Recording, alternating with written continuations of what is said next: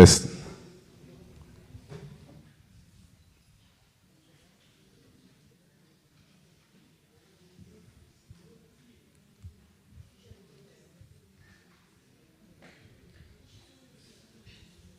Good night, everyone, and welcome to our final night of our debate series. Tonight we have the future. One of these persons here will be the future Premier of Anguilla. From the Anguilla Reliable team, we have Mr. Curtis Richardson. Round of applause, please.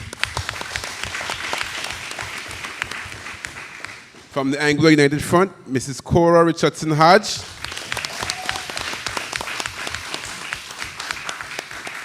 And from the Anguilla Progressive Movement, Dr. Ellis Lorenzo Webster.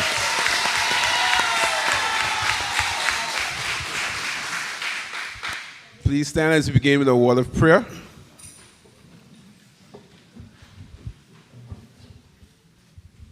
Let's all bow our heads as we pray. Dear Heavenly Father, thank you for bringing us all here tonight. Thank you for the Anguilla National Youth Council and allowing them to execute all of these debates. I ask that you bless each candidate and that the audience would remain respectful with the rules. In the name of your Son, Jesus Christ, amen. Amen. Continue standing for the national song, please.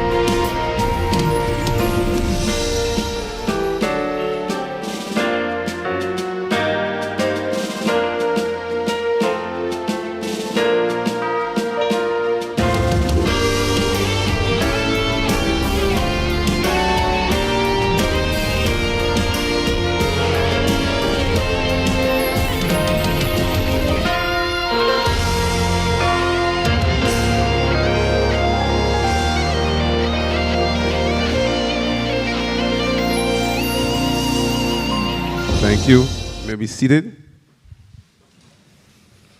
Before we formally begin tonight's proceedings, I would like to take a moment to introduce the persons who've made this possible. I would first like to start by introducing you to the Anguilla Youth Parliament. Can you guys please stand?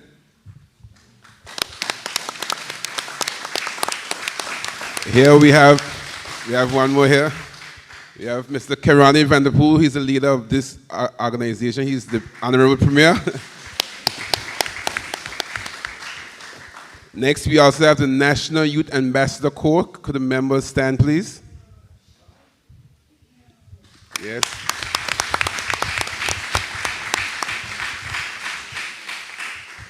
And could you give me 1 second? Could the members of the Anguilla National Youth Council let's come forward for a second? They are very busy, so let's come to the front so that the camera and everyone can see you. We have the members of the Anguilla National Youth Council. I'm the president. You have the vice president, Mr. Emmanuel Richardson. Second Vice President, Demana Campbell. You have the Treasurer, Sawyer Williams. And don't forget, in the middle, making everything run smoothly, we have Leaford, a.k.a. Leaf. Thank you very much. Oh my gosh, and Wendisha, who is the secretary. Sorry about that. Sorry about that. Okay, to begin, Nominees contesting the upcoming 2025 elections will be given a chance to debate several areas of sustainable development. These debates seek to allow candidates to appeal to young voters and express their plans to achieve sustainable development nationally. The 2030 Agenda for Sustainable Development, adopted by all United Nations member states in 2015, provides a shared blueprint for peace and prosperity for people and the planet now and into the future. At its heart are the 17 Sustainable Goals, also known as SDGs, which are an urgent call for action by all countries developed and developing in a global partnership. They recognize that ending poverty and other deprivations must go hand in hand with strategies that improve health and education, reduce inequality, and spur economic growth, all while tackling climate change and working to preserve our oceans and forests. Our sponsors are the government of Anguilla. I would like to take a second to actually highlight our Mama Bear, the Director of Youth and Culture, Ms. Avon Carter. You could just wave your hand. You can't forget the person who finances all your bills. So the government of Anguilla, Flow, Titanium Audiovisual, Milestones, 5 Star Media, Anguilla Football Association, Mrs. Mercedes Fleming, and Mr. Trenton Roach.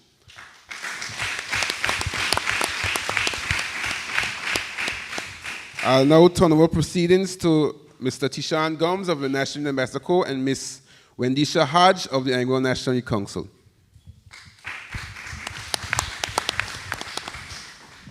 Good evening, candidates and listening audience. We will now proceed to establishing the ground rules. First, each candidate will be given 3 minutes to give an opening statement. Party leaders will then be given 6 questions from the moderator related to the Sustainable Development Goals. Candidates will be given 1 minute to prepare a response. Each candidate will then be given a maximum of 3 minutes to respond to the questions. In this section, the candidate is only to refer to the moderator in his or her response. After party leaders have been given an opportunity to respond, a maximum of 2 minutes will be given to each candidate to rebut the stance of their opponent or share further information on the question or the topic, if so desired. Only in this rebuttal section are candidates allowed to respectfully refer to their opponents. After the initial 6 questions, questions will be fielded from the virtual and live audience. Questions must be posed to all candidates. Questions with hidden agendas or that may seem confrontational will not be asked. Each candidate will be given 2 minutes to answer each question from the audience with a minute of rebuttal, if so desired. After this segment is completed, all candidates will be given 3 minutes to give a closing remark. If questions are not clearly asked, please ask the moderator to respond. Sorry, let me repeat that last statement. If questions are not clearly asked, please ask the moderator to repeat the question. Rules to the audience. To ensure a debate of quality, we ask the audience to respect all candidates. Please place all phones on silent. The audience is not allowed to applaud or make any noise, okay? Of any kind to interrupt the response of any candidate, okay? So, candidate you're not supporting, you can't be making any kind of background noise, we understand? Okay. Any audience member that insists on doing such will be asked to leave. You see, we got 1, 2, 3, 4, 5 doors, okay? You can choose any door you want to go out of, but you will have to leave. And again, we ask for you to be respectful. Thank you.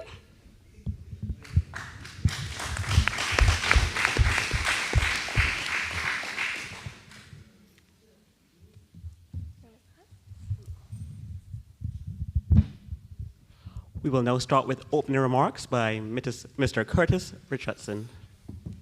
Thank you very much, Mr. Moderator.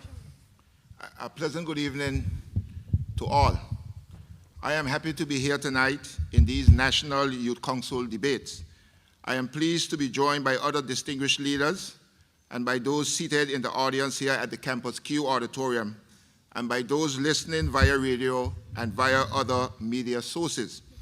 My presence here tonight is indicative of the fact that as leaders, we are accountable to our people and to our youths, and I am always ready to provide answers when they have questions. We now know in Anguilla that the attainment of the 17 Sustainable Developmental Goals cannot be met by electing leaders the way we select winners of a fashion show or a beauty pageant.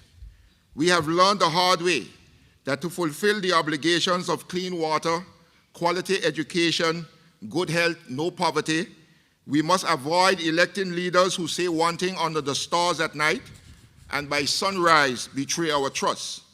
On February the 25th and 26th, let us elect leaders whose promises on the campaign trails become their commitments when governing. We need leaders whose feet are too sacred to be stained with the people's blood in the trampling of their democracy. Leaders with feet too sacred to travel the path of least resistance. We need leaders who find it appalling to fill the government's treasury with blood money taken through unfair, compounding tax measures, resulting in the abuse and suffering of the hard-working people that elected them. We owe it to ourselves, fellow Anguillians, and our children yet unborn, to elect leaders who are creative, innovative, connected, and resourceful, so that they do not bend nor break to the whims and fancies of governors to institute tax measures that the people cried out against and cannot bear. Leaders who do not bend nor bow to investors seeking to trample on the rights and dignity of our nation's labor force. We need leaders who will not proceed to pass laws with ex officio members who have no allegiance or authority from the people. Anguilla, be careful of leaders who will use the people's power to change procedures and laws just to eradicate competition to their family business and personal interests. Let us refuse to believe that the 17 goals are only promises valid for winning elections. Art, the Anguilla Reliable team, we stand ready to lead with love. I am a visionary leader, and I will deliver the claims written out in the 17 goals for our nation, such as decent work, affordable and clean energy, economic growth, climate action. I am asking you in this election to vote the heart. I thank you very much.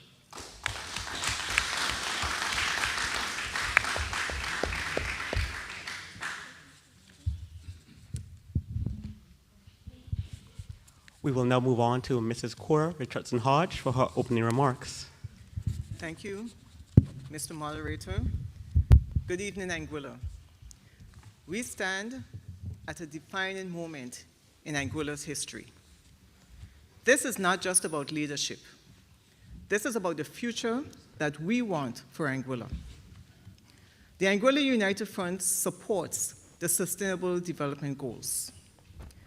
In fact, they're more than just global targets.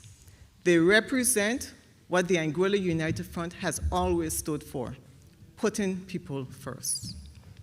And each element of the Sustainable Development Goal, poverty reduction, healthcare, the environment, education, economic opportunity, and the like, support and touch the lives of every Anguillian. And that is why the Anguilla United Front's plan is rooted in real and sustainable solutions which empower our people. The Anguilla United Front's immediate priority is to reduce the cost of living.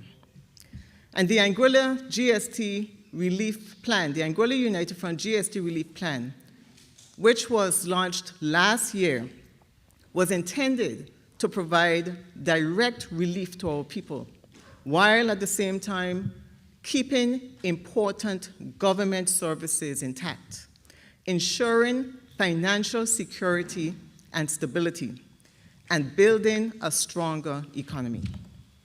And in addition to the usual sectors such as agriculture and farming and fishing, we are focused on developing additional industries, such as boat building and digital transformation, and other industries where no other party has prioritized.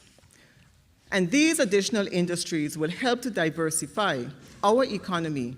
When one sector falters, these other sectors will be able to sustain us. So let's be clear. The Anguilla United Front has always delivered for the people of Anguilla without unfairly burdening the people. And this APM administration has funded practically every development by heavily taxing the people of Anguilla. That is what we call lazy leadership. And the Anguilla United Front, on the other hand, has always found the opportunity and ways to grow the economy without burdening our people. I want to touch on something at the outset. I have heard the Premier and other members of the APM administration say that they met an empty treasury when they took office in 2020. And let me say this. For the first time in Anguilla's history, this APM administration has had boatloads of cash, of revenue, generated primarily from the goods and services tax, which it campaigned against. Okay, and when the Mr. APM... Johnson Hodge, time is up. Oh, sorry, thank you.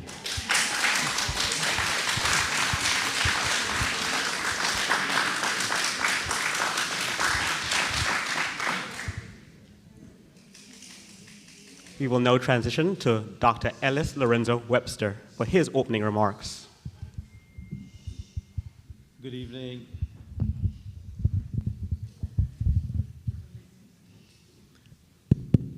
Good evening, and thank you very much. I wish to thank the Anguilla National Youth Council for these informative debates. I am Dr. Ellis Lorenzo Webster of Island Harbor, Anguilla, and I state that proudly.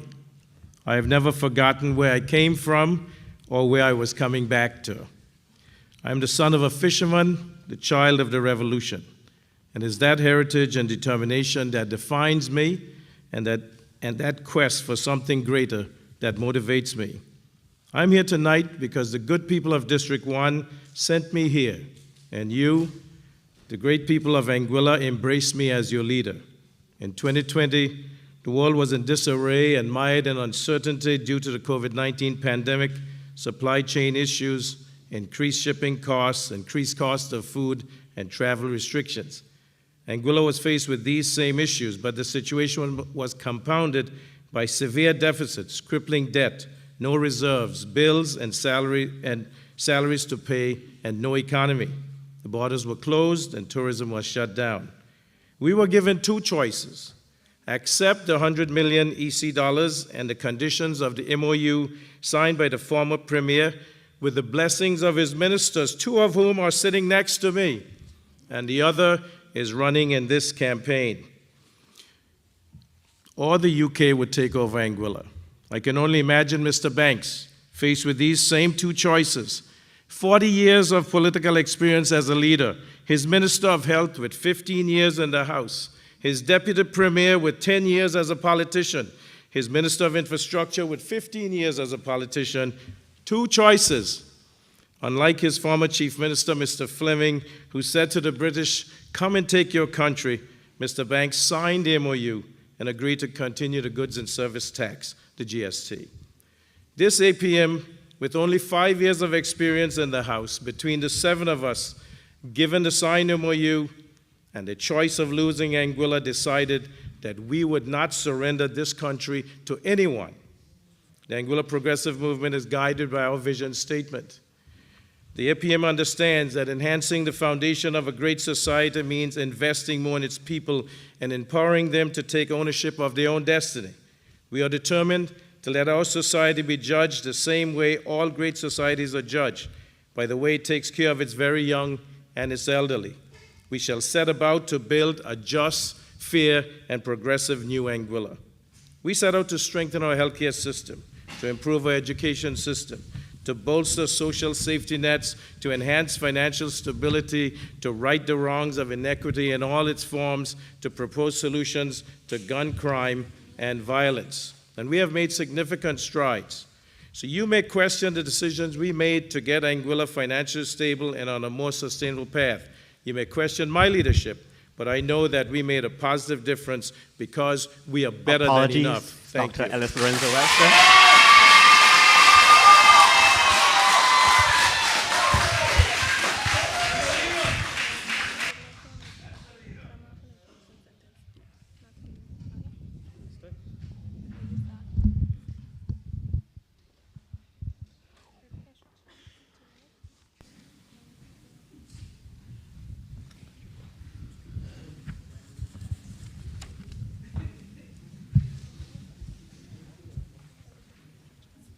Okay, we will now get into the questions. Candidates, remember you have 1 minute to brainstorm and 3 minutes to answer.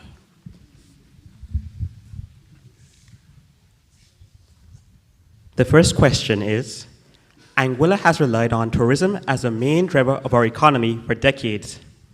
How can tourism be diversified to further promote economic development? SDGs 8, 9, and 11. To repeat, Anguilla has relied on tourism as a main driver of our economy for decades. How can tourism be diversified to further promote economic development? SDGs 8, 9, and 11. Mr. Curtis Richardson. Thank you very much, Mr. Moderator. When we speak about diversifying, we first need to make some clarifications on the definition. Sometimes, for some people, the word diversify means to change, and for other people, the word diversify means to make additions so that you increase the potential within that sector. So I will take it from both angles. I think that in Anguilla, we never had agriculture as a mainstay. And for many years, many of us living in Anguilla felt that we were left behind when the other Caribbean islands were going into agriculture, which benefited their economies. But as God would have it, people started to get involved in traveling, get involved in leisure as a way of life, and therefore, tourism became a serious industry. We have people like the late, great Sir Emile Gomes to thank from way back in the early 80s, who pioneered some of these tourism initiatives. But what really needs to be done to diversify tourism is that we need to look at how great tourism has served Anguilla and where we have fallen short to make it all that it can be. Some of the areas where we have fallen short in making tourism what it should be for Anguilla is in tying the synergies that exist in Anguilla into tourism. For example, fishing. Our fishermen go out for 8 hours, 2 days, sometimes they spend a lot of time in fishing. In the arts plan, when we tie fishing as an industry into tourism, it means that when our fishermen come back to Anguilla, we will, as a government, insist that there is a mechanism for marketing, but also a relationship whereby the hotels can take the catch from the fishermen and not have them standing on the road with ice and coolers. We can even look into establishing the much Lorenzo talked about fish processing plant. We can also extend this also over to farming. Just today I visited a farm where some young men were producing a lot of tomatoes. They went out and they were happy that they were able to sell $1,000 plus of tomatoes. But when I look at what they still had there to sell, we definitely as a government must do much better by supporting our people with tying the synergies that exist in Anguilla for diversifying tourism. We cannot just have our tourists coming to Anguilla for sun, sand, and beach and leave our people behind with the kind of investments they are making, and the tourism product does not really impact their livelihoods. The other thing is that we need to really protect our restaurants. We need to protect these sorts of industries. One of the things you would notice is that the hotels, the very large hotels on the island, they are bringing barbecue and fetting. The same fetting that we used to get at John O's, the same fetting that we get by Elvis and so forth. The hotels are bringing that into the hotel and decreasing the experience that the tourists get going out of the hotel. So government needs to look into these things, and sometimes the problems that we have with getting these things done and getting the large hotels to... Thank you very much.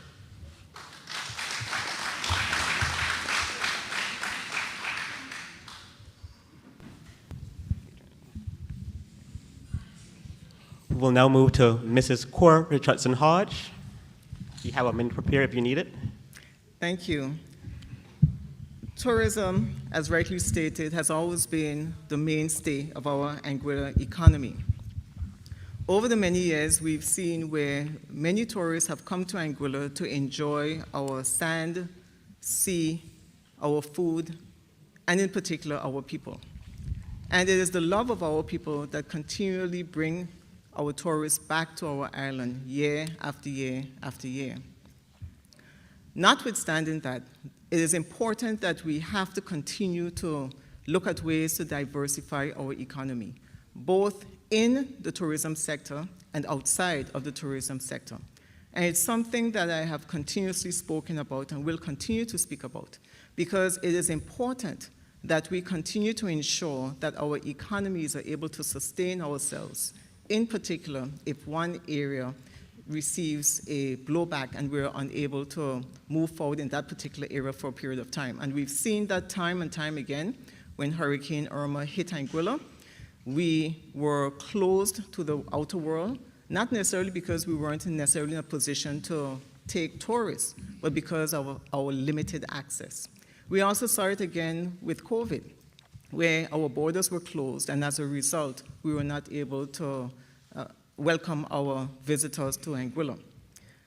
But in terms of diversifying within the tourism product, there are aspects that we, as a country, have not really delved into that we need to.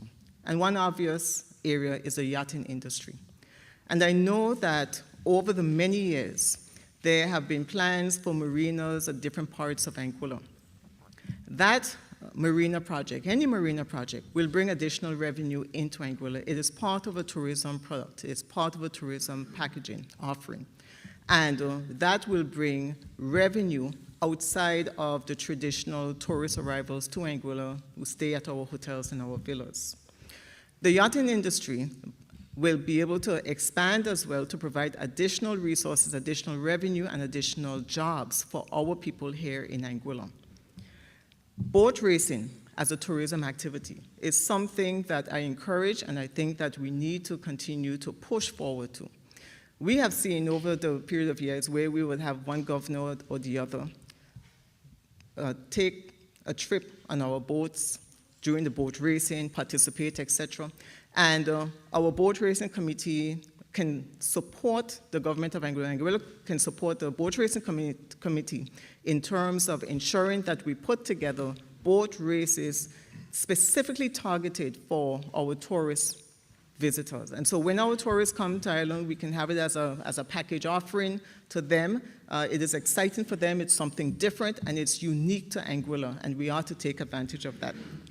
Another aspect is we need to enhance a natural resource which is available to us, and that is at sandy ground.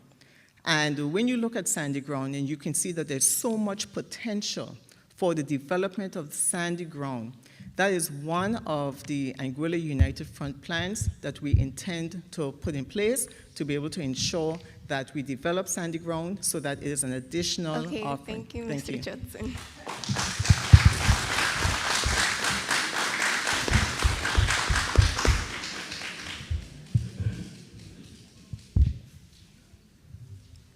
We will now move over to Dr. Ellis Lorenzo Webster.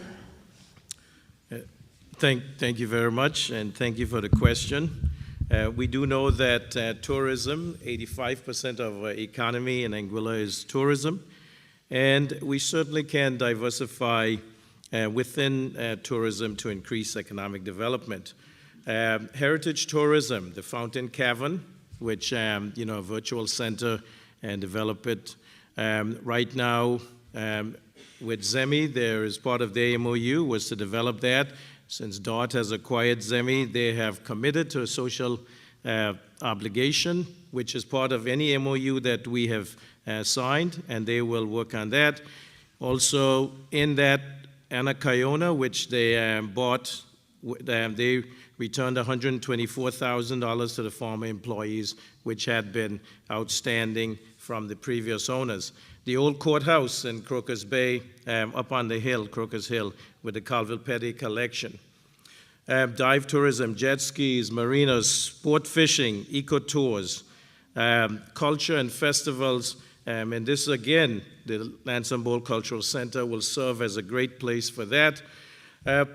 But I am surprised that the leader of the Anguilla United Front, has so much to say about tourism because, during the House of Assembly, when the exemptions were being presented for the goods and service tax, which included service charge being exempt from the goods and service tax, the leader, along with her opposition members, voted no.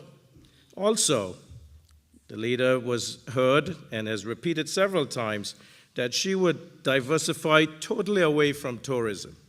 So I'm a little bit exasperated, maybe a little surprised tonight that she has now decided that tourism should be a part of the AUF economy.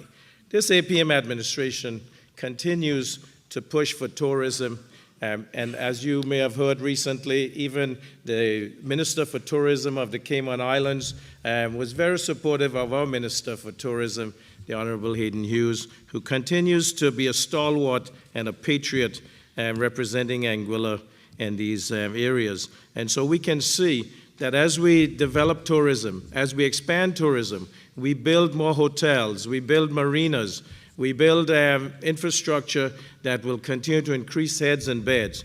We expand to the services with the airport of airlines, bigger airlines coming in, bringing more people into Anguilla. That access will improve and also increase our economic development. We do know from the airport master plan that the airport development is considered to be have the greatest economic impact of any project that could be done in Anguilla. This is a paradise. We have sun, sand, and sea, but as I've always said, our greatest asset are our people. Thank you very much.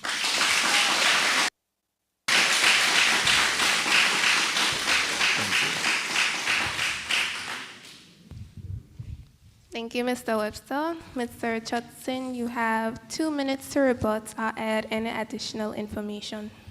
Yeah, thank you very much, Madam Moderator. I listened to the Premier very carefully, and he spoke very eloquently. But I want to remind the Premier that one of the challenges for diversifying the tourism sector in Anguilla is that we need a project in the east. And I was very excited, because I love my country, when this government came to office to hear that there was going to be a project at Savannah Bay. It would be good for the Anguillians going into the election now to know what is the status of that project. I also was very happy to hear him mention DOT. And while I am always happy for investors that come into a country, one of the things that leaders must be wary of is these large transnational corporations taking over massive portions of your economy, because while they help to sustain what you have, it also leads you into some very questionable areas, because afterwards they start to tread on your culture and they start to put pressure on government.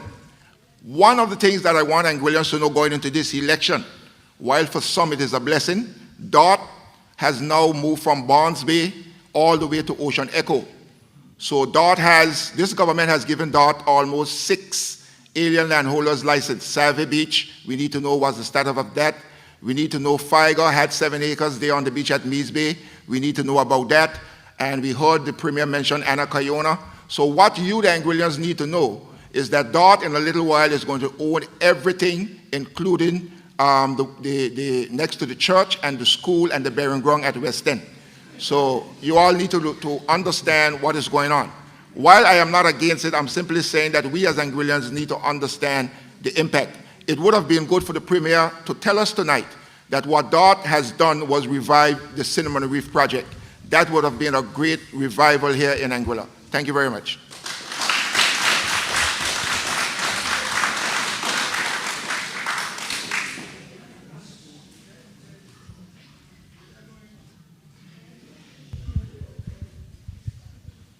We will now transition to Mrs. Cora Richardson-Hodge.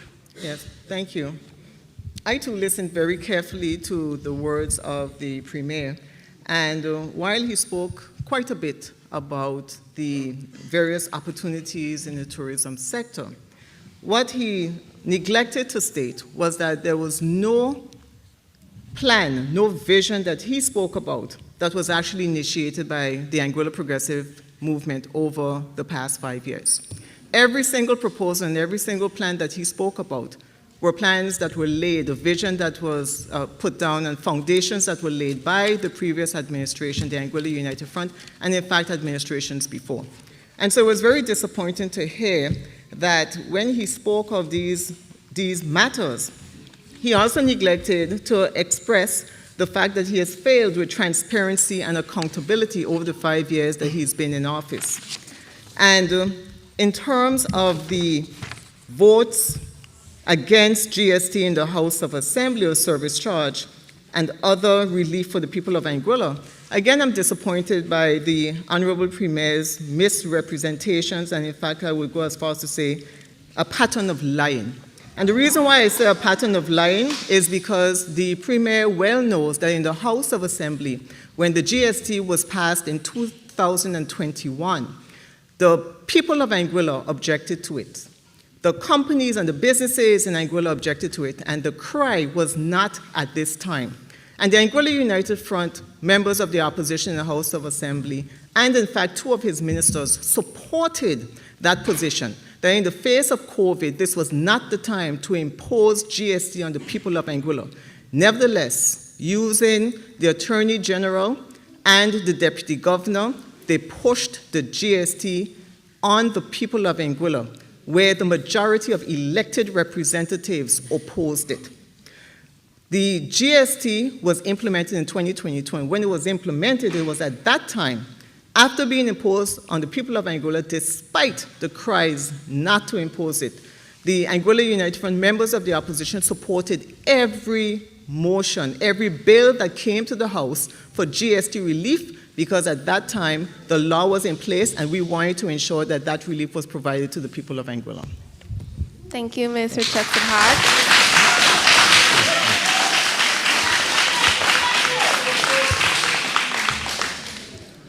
Audience, I would like to remind you that you're not supposed to be making any noises of any kind while a candidate is speaking. Also, I heard a phone ring. Our phones are supposed to be on silent. We agreed to this before the debaters started debating. And we agreed to the penalties as well. We are down to 4 doors, but we only need 1 door for it to be effective. Do we understand?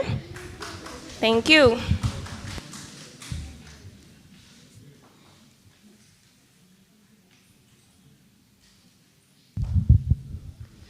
We will now move on to Dr. Ellis Lorenzo Webster for his rebuttal.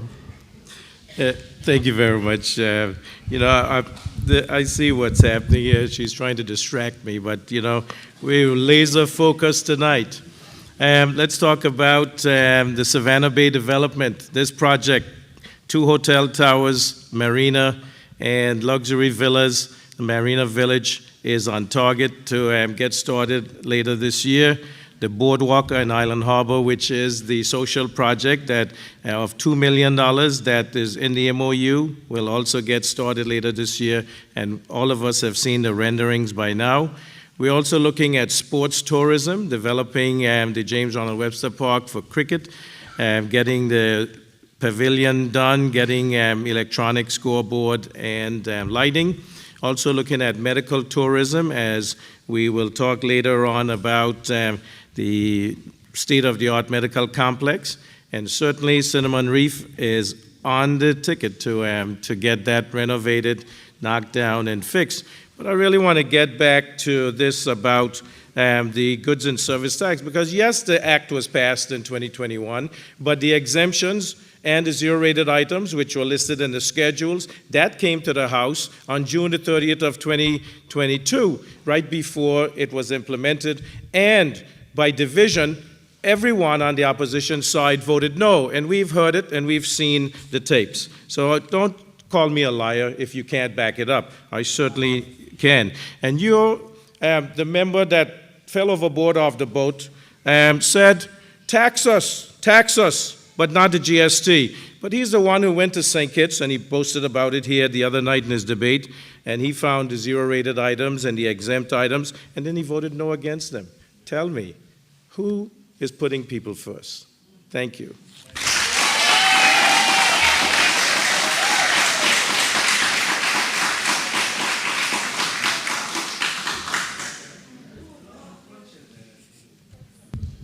Thank you, Dr. Ellis Lorenzo Webster. Before we move on to the next question, I will ask for each candidate to be respectful to each other while one candidate is speaking. So I'll ask you, please limit the facial expressions, limit the supporting documents that you may have. At the end of the day, we are all adults. We are capable of showing respect. And I'm just asking that you show a little bit more respect. Okay? Thank you. Okay. Audience, no noises. Okay. Our second question says, mental health has been a taboo topic for a long time. However, in recent years, there is an obvious increased need in demand for mental health services, especially as it relates to substance abuse, chronic mental illness. What changes do you propose to improve the mental health services in Anguilla? SDGs 3 and 11. I will repeat the question. Mental health has been a taboo topic for a long time. However, in recent years, there is an obvious increase in need and demand for mental health services, especially as it relates to substance abuse and chronic mental illness. What changes do you, that is Mr. Premier, Mr. Richardson, Madam Premier, Ms. Richardson-Hodge, and Sir Premier, Mr. Webster, what changes do you propose to improve the mental health services in Anguilla? We will start with Ms. Cora Richardson-Hodge. You have 1 minute to prepare and 3 minutes to respond. Thank you. I believe that we are in a time and place where we can recognize that mental health challenges do exist in our country. Years ago, many of us would not have believed that that was the case. If there was a child that was acting out or an adult that was misbehaving, we would say that they were rude or that they didn't have any manners or that their parents didn't raise them, without truly understanding that there may have been underlying causes which would have caused these children and adults to act out and to behave in the way that they were behaving. Anguilla has come of age where we now recognize that mental health challenges do exist. Unfortunately, we have not been able to progress our social development infrastructure, our social development programs to the point where we can assist our people. And so you can see from as early as primary school and sometimes even in preschool, our children acting out. And we can see the progression from as young as 3, 4 years old up through high school. And there has been little, if any, intervention with many of our children. And those children grow into adults. And the unresolved issues that they had as a child continue.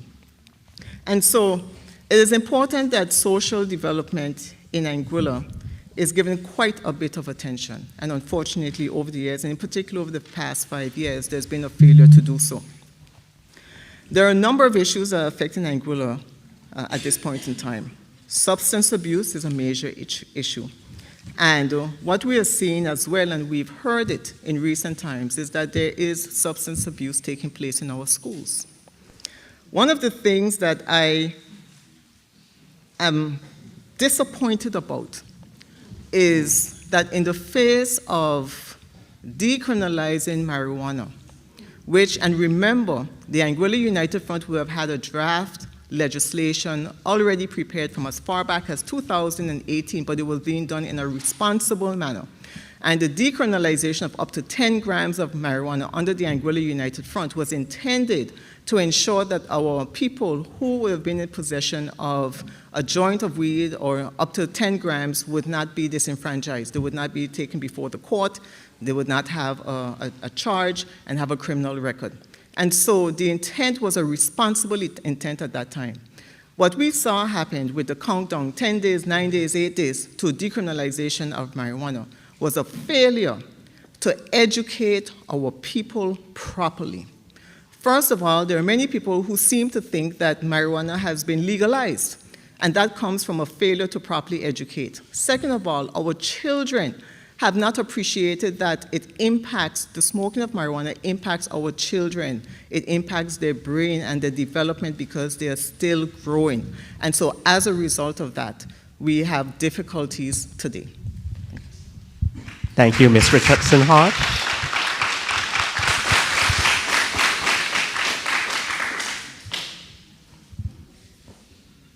We will now transition over to Dr. Ellis Lorenzo Webster for his remarks. Thank you very much.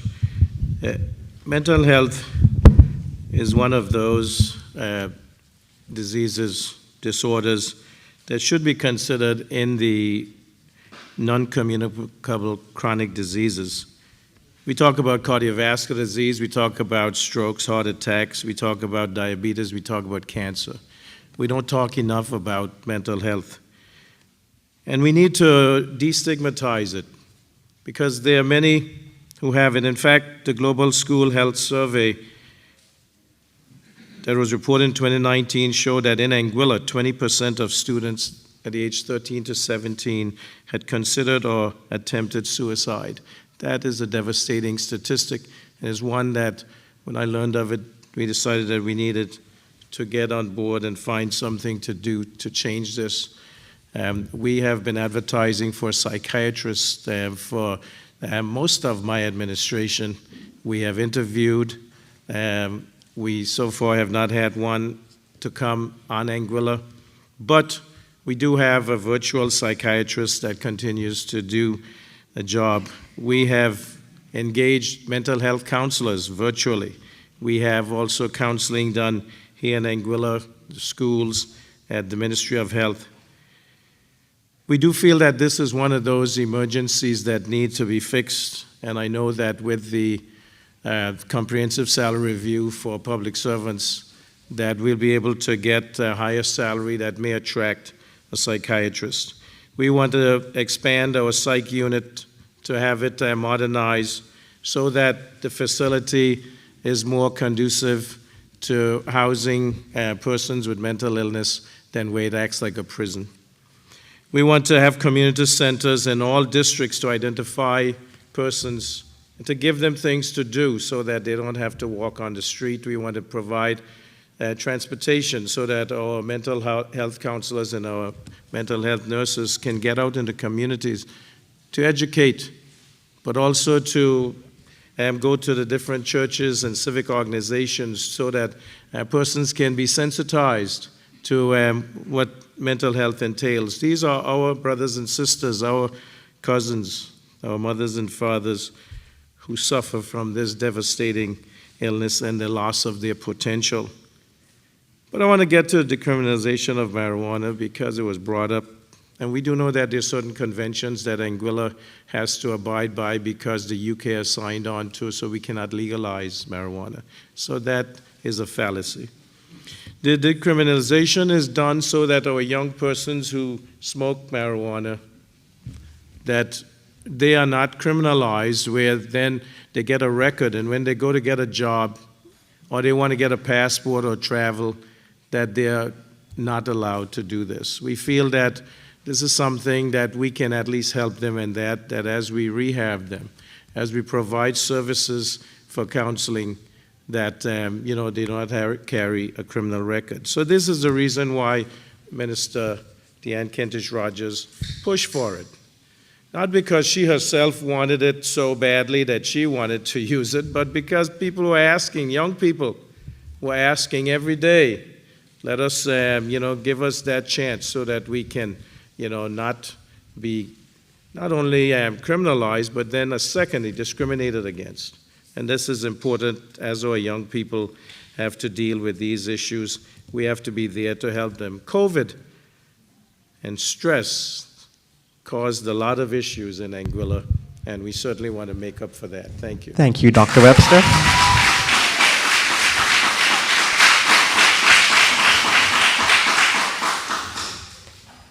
We will now move over to Mr. Curtis Richardson for his remarks. Thank you very much, Mr. Moderator. There's a saying that we all have heard many times: the mind is a terrible thing to waste. And in dealing with the mind, one of the things that we all would understand and appreciate is that a broken mind is not as easy to analyze and repair as a broken hand. And so when it comes to mental health, we do have a lot of challenges, but some of the things that we can do, first of all, is we have to be committed to dealing with diagnosis. And whether it's health professionals, families, friends, teachers, wherever we feel that someone is having a mental challenge, whether it be from stress or whatever it is related to, I think that we need to impress upon ourselves as a society that it is no longer a joking matter. One of the things that I have learned from in school as a teacher is that over a number of years, when you teach, you have a very good understanding of how the society is going to go for about 80%. As a teacher, I have been very rarely surprised with the outcome of some students with certain situations, certain challenges. So teachers can play a very vital role in assessing and dealing with diagnosing mental health challenges. There's a lot of stigma associated with mental health challenges. I have had family members who have had mental health challenges, and one of the things I also find that is very problematic that the art intends to look into is that we need to become very cognizant of the fact that when people have mental health challenges, they do not dress, they do not take care of themselves all the time as they should. But one of the most fundamental problems they have is making a livelihood. And sometimes you will find that they miss work, they cannot hold jobs. These are some of the problems that are real. Some of you may have family members that cannot hold a job, and you may feel that they are lazy, they don't want to work, and so forth. But these are very serious signs that we all need to take into account and try to understand how mental health affects us as a people. So we also need to offer financial support, government, and we also need to offer jobs.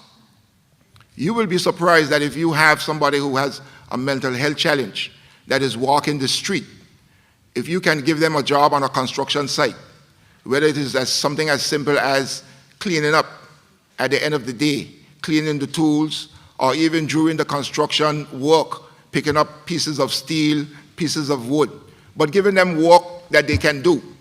You can pay them for the day's work, and at the same time, you can keep them occupied.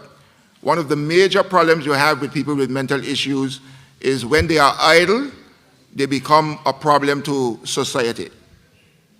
Thank you very much.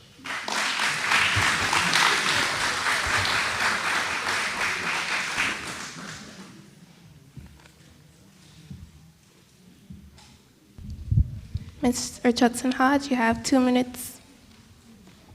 You have 2 minutes to add any additional information or rebut. Yes, thank you very much. There are a number of things that we need to do that the Anguilla United Front has put in place in terms of our proposed plan. Our rehabilitation centers, we don't have any, and the Anguilla United Front is committed to putting in place rehabilitation centers to be able to assist our persons who may be suffering from substance abuse.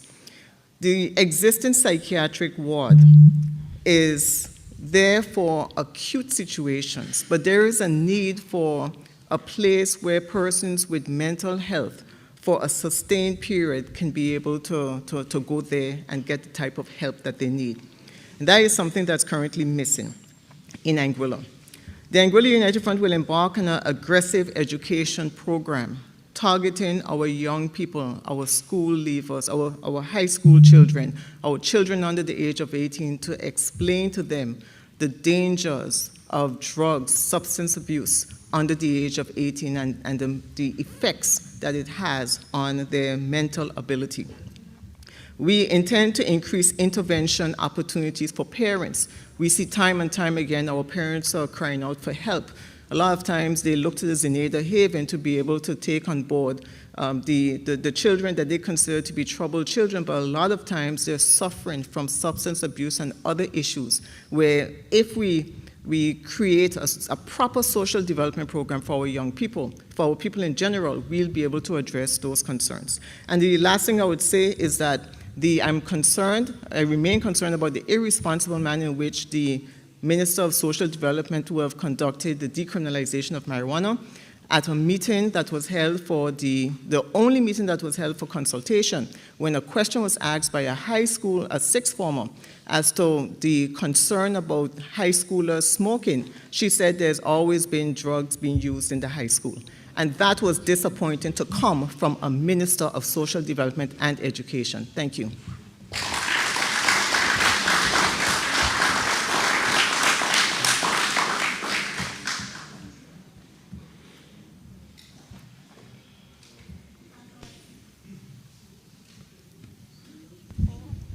Dr. Webster, you have 2 minutes to add any additional information or rebut. Thank you very much. One of the things that I'm concerned about in terms of our mental health patients is that, they're taken off the street, usually to the police station if they are, off their meds and things like that. We should be able to develop a psych unit that can accommodate this, and we need those services. So that's something that we are working on in this 2025. One of the things that I did when I went to Washington, D.C. To a Ministers of Health meeting, on my own volition, I went to PAHO headquarters to meet Dr. Ansel Hennis, who does have connections with Anguilla. And he is the executive director for NCDs and mental health. And we talked about how we can enhance mental health services in the Caribbean, especially in Anguilla. And he sent a team down to Anguilla recently that gave workshops, which included mental health training. One of the things we have is a hypertension registry now with the electronic medical records.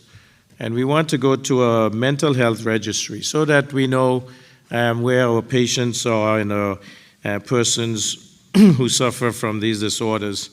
And I think that's what's necessary so that we can move to improving that. And the other thing is medications. We are, procuring medications for mental health patients, and the nurses are making sure that they come in to get their medication or they go out to them to give them their medication.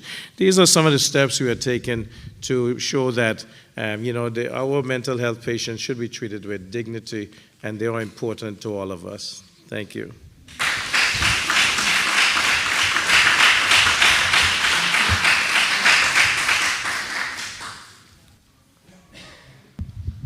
Mr. Richardson, you have 2 minutes to add any additional information or rebut. Thank you very much, Madam Moderator. I think that the present minister highlighting the ongoing issue with the issue of drugs in the school is very important. I was a teacher in the school in the 90s, going into 2000, and drugs in the school was not a significant challenge, but you could start to see it creeping in. I think in the last 10 to 15 years in Anguilla, we know that we have seen a proliferation with the use of drugs among our young people. Drugs is getting to our young people at a much, much younger age because, let's face the fact, it is a business. People are not just exposing our young people to drugs because it's fun and games. It is a business. And most people know that when you have a business, if you establish clients from a very early age and they go into their adult life as clients, then you have a very good customer. So it's going to be a serious charge on us as a people, as a government, to make sure that we combat this issue that is affecting us socially in Anguilla. Thank you very much.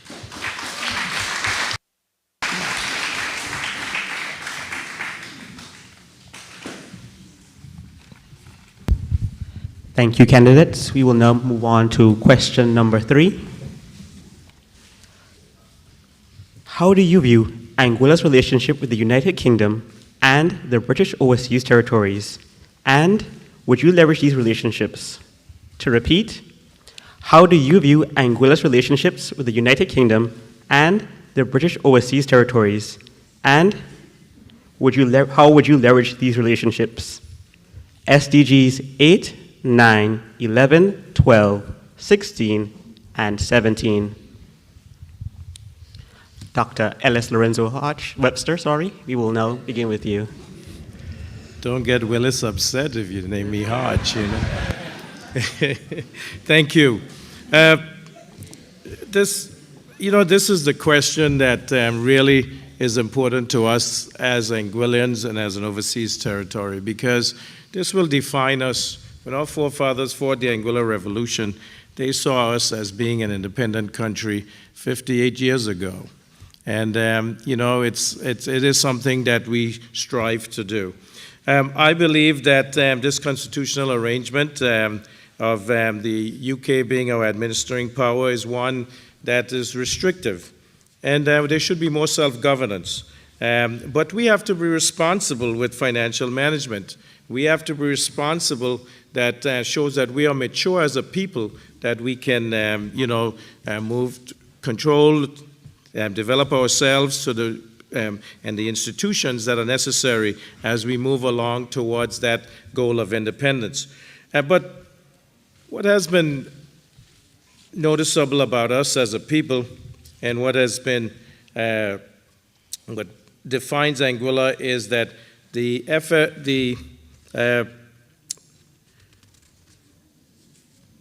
three borrowing guidelines that were put in place in 2013 were abused by the former AUF administration.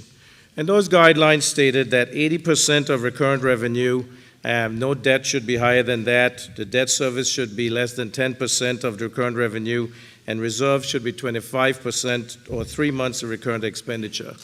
When we came in 2020, it was 274% the debt of $494 million.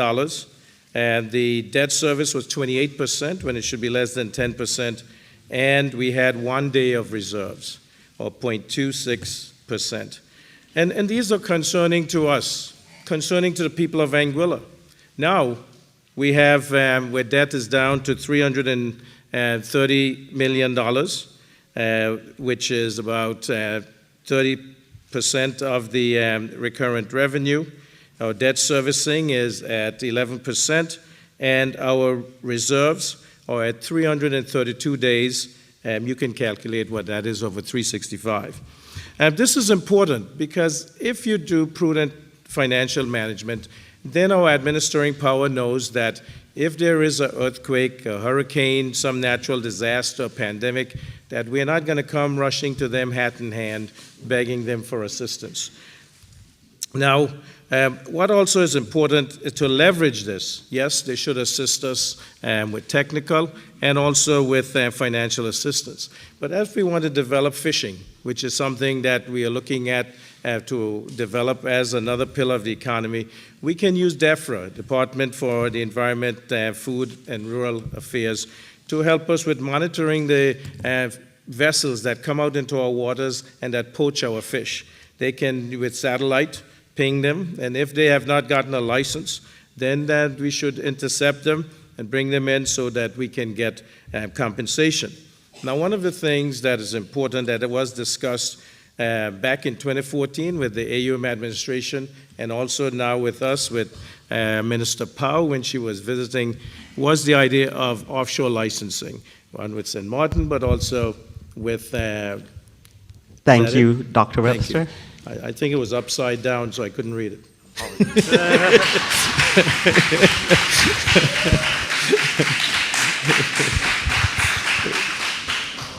We will now move on to Mr. Curtis Richardson for his response. Yeah, thank you very much, Mr. Moderator. I think we live in a small and beautiful island, and one of the things we have come to realize that the world is a cruel and hostile place. We have a relationship with the British government, and if you have a relationship, that relationship is supposed to work for you. Growing up in Anguilla, when I first became a minister, the only word I ever heard being touted in that relationship was contingent liabilities. My responsibility to not make expenses and put costs that the British government will be responsible to pay. But as I continue to be a minister with responsibility to the people of Anguilla, I found a word that trumps contingent liability, and that word is compelling obligation. I was happy to hear the Premier talk about putting the burden of running Anguilla back on the people. And while that may seem to be a workable solution for now, I want us to know that in times of crises, when you have a relationship, that relationship is supposed to work for you. So we had a crisis with the hurricane, and that is why I invoked the demolition, because I believe in the relationship that we have with the British government. We were no longer going to have rat and bat schools for our children. I believe the time had come for the British government to stand by us in times of crises and make the relationship work. I also appreciate the governors that we have had. I've worked with two of them, Christina Scott, very good, but the one that I most appreciate is Tim Foy. His Excellency Tim Foy, he was the one who made sure that I was successful getting the 9 problems at the Clayton J. Lloyd International Airport conquered.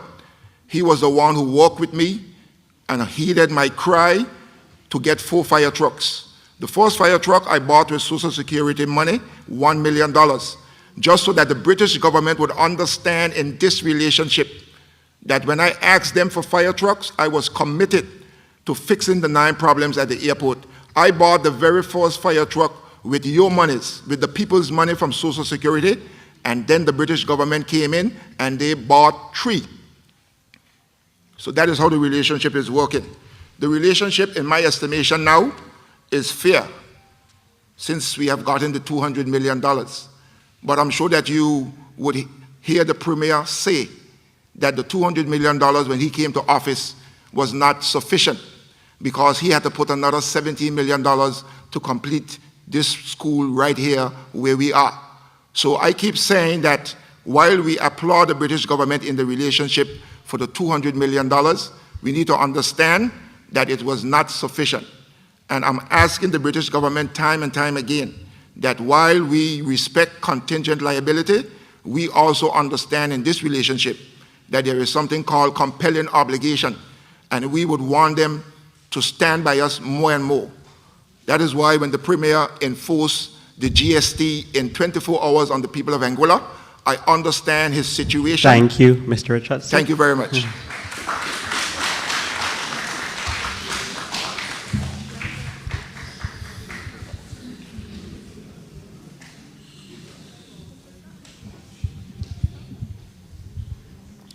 Dr. Webster, you have 2 minutes to rebut. Please let us speak. Sorry. I gotta have something to. We will now move on to the rebuttal stage. So, I can't hear you. Can you hear me now? Yeah.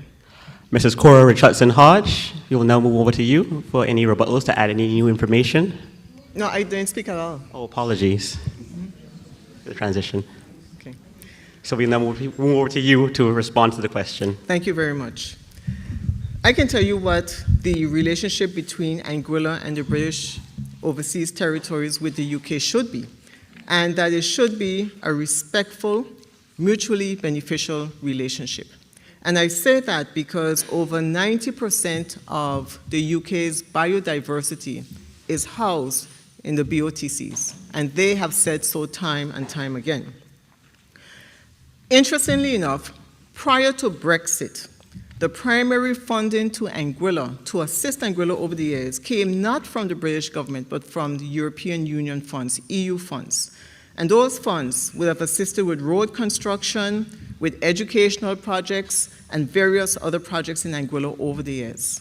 When Brexit took place, the funding that had been available from the EU would have dried up. They agreed to continue to fund the programs that they had already started, and once that came to an end, that was it. And I can specifically recall during that period of time, we were actually in the UK to attend a British Overseas Territories conference. And when the decision came down, we immediately went over to Brussels, and when I say we, I'm speaking about the then Minister of Finance, Leader of Government Business, Honorable Mr. Banks, as well as myself and Ms. Blondell Clough, and I believe Neil Rogers would have been there at the time, Mr. Rogers. And we went over and we negotiated, we spoke with the EU officials. We also spoke with the UK government, and we said to them that we were relying on the EU funds, and in as much as those funds are now going to be taken away from us as a result of the Brexit situation, the UK government needed to undertake similar obligations to Anguilla. And they agreed to fund $12 million a year, and I believe that this administration currently benefits from that as well. But the support of the BOTCs should be irrespective as to whether or not we have a natural disaster or not. And I say that because in relation to natural disasters, even independent countries in the region receive support from the UK. So we should not act as if we should not receive some level of support from the administering power. But more importantly, what we need to do is we need to address our constitutional reform. The last time that our Constitution was addressed was in 2019 under my leadership. Not a comma has been added, as I will quote the words of Mr. Rogers, not a comma has been added to the Constitution during that period of time. Constitutional reform in Anguilla is critical because Anguilla has the oldest constitution of all of the British Overseas Territories, going back to 1982. We have to update it, we have to come of age, we need to be asking for greater self-internal government. And this administration has failed to touch the Constitution in any way during these 5 years. Thank you.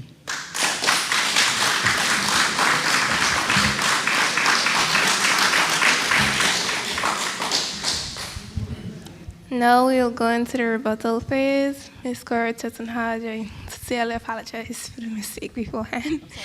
I say I'm apologizing for the exception. Dr. Webster, you have 2 minutes to rebut or add any additional information. Thank you very much. I knew that she had to speak first so I could have something to rebut, because Mr. Richardson is really on the ball tonight. Constitutional reform. Now, the UK had this, policy in place that we could never advance any further than we were in terms of constitutional reform. You could certainly make changes, put in commas, but when we had constitutional reform in 2019, they came in with 2 pages of red lines and said, these you could not cross. What we have done is pushed, and with the new Labour government and Minister Dowdy, he has said that a constitution like Bermuda is not off the table, and that is certainly something that we'll pursue in the next term. But the UK, you have to leverage. The Blue Belt program is one of those for marine protection, conservation, monitoring, and caring for our waters. It is important as climate change comes about, global warming, beach, coastal erosion, increased temperatures. We have to get the help of our UK partners, and funding needs to become available. And we have pushed for a fund at the Joint Ministerial Council levels. We also need for security, we need to get a patrol vessel. I have been asking for an 80 to 100-foot vessel that we can cover our 200 miles north of us. We can't continue to rely on the Dutch and the French to bail us out. And that is something that I've been pushing hard for. Also, I just want to talk about the offshore licenses in trade with St. Martin and St. Martin. That is only going to be possible if we can get testing of our catch and also being able to get offshore licenses to them. As has been noticed and as tested, $15 million US a year can be garnered from offshore licenses with fishing the 100 to 200 miles out. We want to keep the first 100 for our people. Also, and that will be similar to 25 million for the Falklands and 60 million for Greenland. These are ways that we need to expand our economy and develop. Thank you.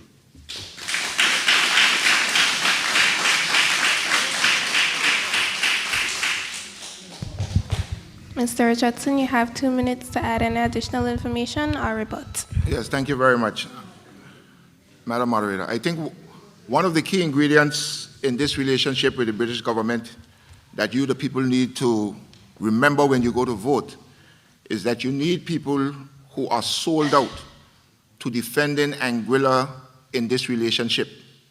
You need people who are cognizant of the fact that they are there to represent the people of Anguilla and not knock glasses or socialize with these people when they meet them. It is very important because one of the things that I continue to go to Old Terre to tell Governor Foy when he was here was that I needed fire trucks. And for a long time they refused because these 9 problems at the airport existed and you could not mobilize the direct flight initiative. Something as simple as 3 miles of perimeter fencing for the Clayton J. Lloyd International Airport, we could not get assistance with. But thanks be to God that after Hurricane Irma, everybody came to the realization that something needed to be done with these 9 problems that were being highlighted all of the time. We have Sambiro as a lighthouse. The British government has benefited out of Anguilla tremendously from Sambiro as well as biodiversity.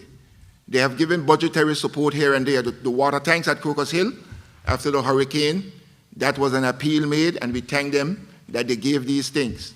But we cannot always wait for when we are in crises for this relationship to work when we are under much stress and strain.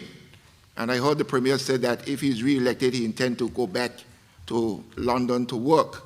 And I hope, Premier, that when you go, you do not fall back into that I misheard and I misspoke, because you need to go and be vigilant and let the British government know that you are very serious and committed about defending Anguilla and its people. Thank you very much.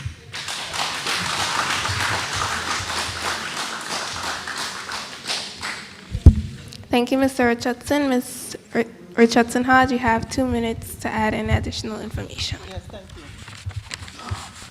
I am of a different view. I'm of the view that the Premier will not be back to go to the UK to negotiate come February 26, 2025.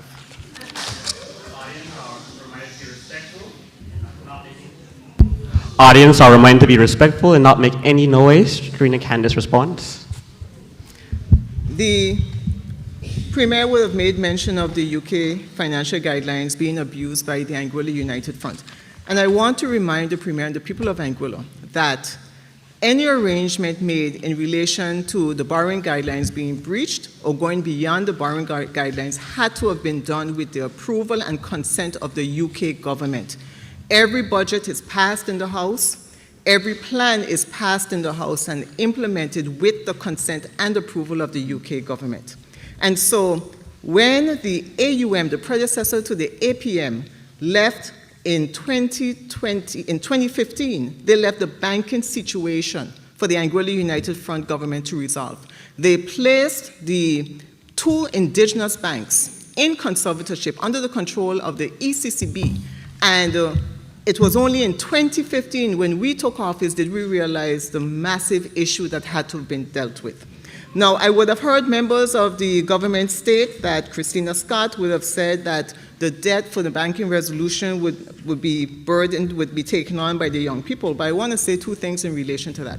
First of all, the same Christina Scott would have approved The banking resolution, when it went to the House, it was done with collaboration with the ECCB, the World Bank, the CDB, the local government, and the UK government. And so notwithstanding what her initial statements were at the beginning, subsequently she approved and signed off on that banking resolution. And so because of that, today we have NCBA in existence as a result of that. NCBA is doing well. The idea and the plan was to sell the shares, hopefully locally, the shares in NCBA, so that the banking debt would be paid off.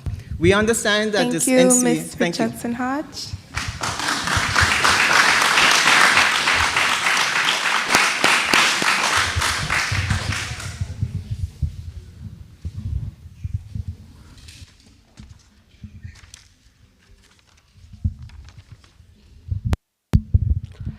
Thank you, candidates.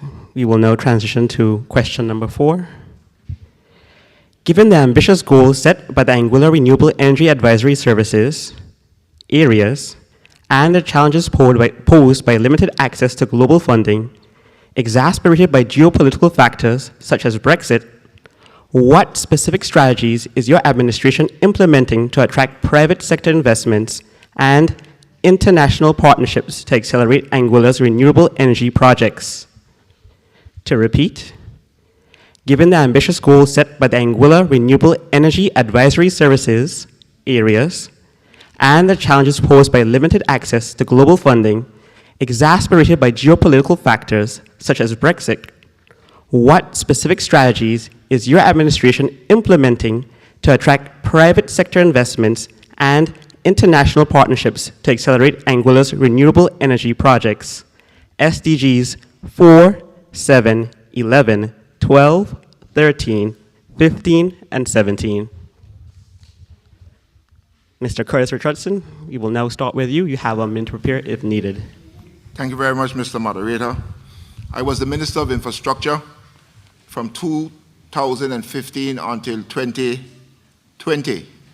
And one of the things that amazed me when I became the Minister of Infrastructure was there was a barrage, a large number of persons who came to Anguilla, wanted to have meetings to discuss renewable energy. There is really no shortage of funding for people who want to get into the renewable energy business because it is a very lucrative business. During my time in government, I tried to work with 2 specific companies to see how we could get them in tandem with Anglic to be able to do renewable energy for the people of Anguilla. While we were working on that, not as an excuse but as a reality, Hurricane Irma came. And some of you would know that Mr. Evan Gums, who was the minister before me, he had put in 4 megawatts to his credit. But the hurricane destroyed that 4 megawatts. And so having to deal with the restoration of the national plant after Hurricane Irma, my efforts in terms of renewable energy was significantly derailed, and then we went into an election, and I lost that election to Mr. Hayden Hughes. Mr. Hayden Hughes became the Minister of Infrastructure, amazingly. He took over the same ministry that I had. And they have been doing for 5 years some sort of PPA that they cannot get off of the ground, which was very problematic and frustrating. You heard of 5 years of infighting on Anglic's board. When I was there, I had 1 or 2 situations myself. It seems that Anglic is a board that is sort of like Tyson and Holyfield. Anglic is always running into some sort of conflict with the people that work there because, like I said, there's some sort of lucrative initiative in the energy sector and everybody has bright ideas. But this present minister, Mr. Hayden Hughes, he had a lot of infighting for the last 5 years. And I'm not sure if it has stopped up to now. But that is why, with all of these frustrations, I fought to have a SPV, a special purpose vehicle, to bring $500 million to Anguilla. To my credit, I am the only minister of Anguilla that has ever created a vehicle. And I want the people of Anguilla to know that this vehicle was EXCO approved. it was signed by the governor in council. It was not a joke, it was something very serious. It was only when the funds was mobilized to be here for the people of Anguilla that they started to have issues with it. But when I was creating the vehicle, everything was fine and dandy. Thank you very much.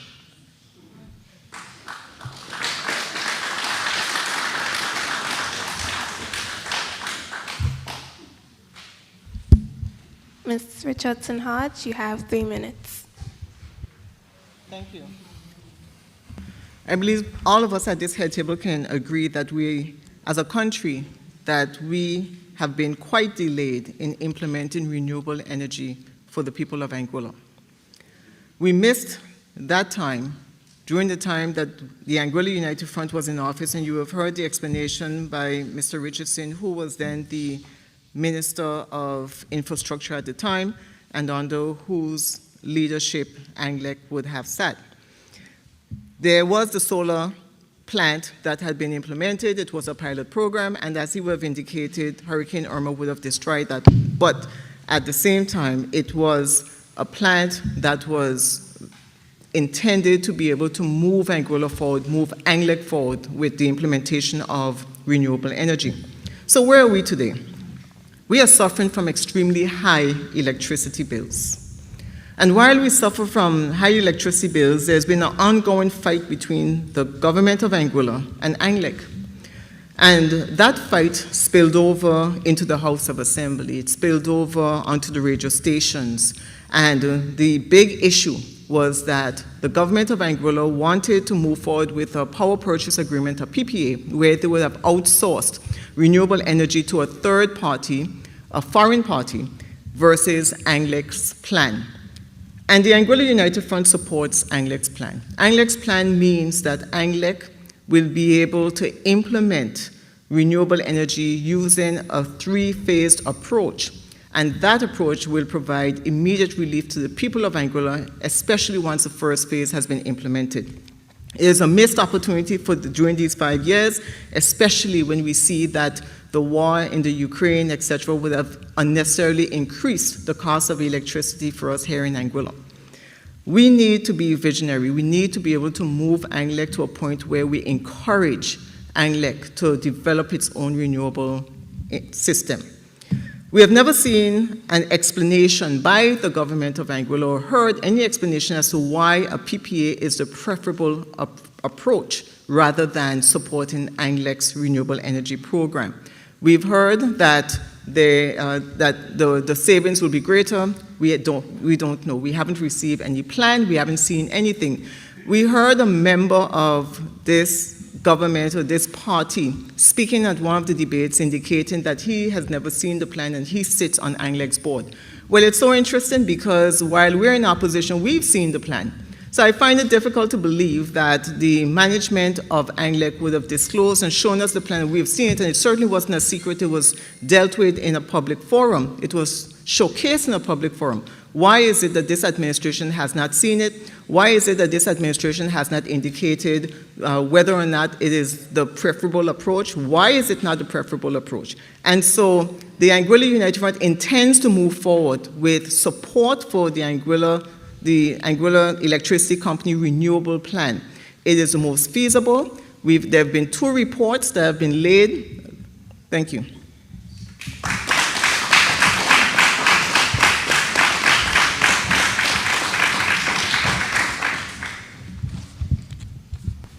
We will now move over to Dr. Ellis Lorenzo Webster for his remarks. Thank you very much. It is hard to answer these questions when the stuff that is said to the right of me I'll go on. The Anguilla Renewable Energy Advisory Services, these are programs set up through EU funding, the EDF, the last drafts of it that we have access to because of Brexit. And what has happened is we've come up with the electrical charging stations. We're going to do solar for some of the office buildings as pilot projects. And this is necessary, but since we've lost EU funding, And one of the things that our neighboring islands, the French and Dutch islands, have done is they have included us in what's called a hub for RESEMBID, which is the Resilient, Sustainable Energy and Marine Biodiversity Programs. And they are allowing us to piggyback with them, although we don't have real access, with challenges, solutions, opportunities, shared experiences, awareness, understanding, and strategies, which will certainly be helpful to us as a people. But getting to the situation of what specific strategies we want to implement to attract private sector investments and international partnerships. And we have to. We have to get private investment. Anguilla cannot afford it themselves. And Anguilla would not, they wanted to get a loan from the CDB to do it. The CDB governor told them, the president, Dr. Jean Leon told them in a meeting at a Teachers Resource Center that you have to get the blessings of government. That would require that we have to get the UK blessings, because you cannot move forward with giving any guarantees unless the UK agrees, because that is considered to be debt. Now, Anguilla had a 1 megawatt solar farm. It was lost during Hurricane Irma. They have never been able to replace it. I don't know why.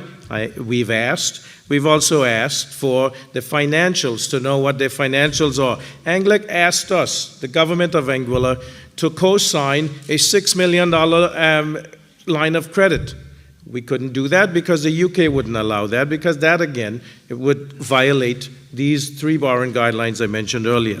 The Electricity Commissioner, commissioned by the governor as part of the act, has asked for similar, has not been given. So that is why the PPA is the way to go. I'll get to it on my rebuttal. Thank you.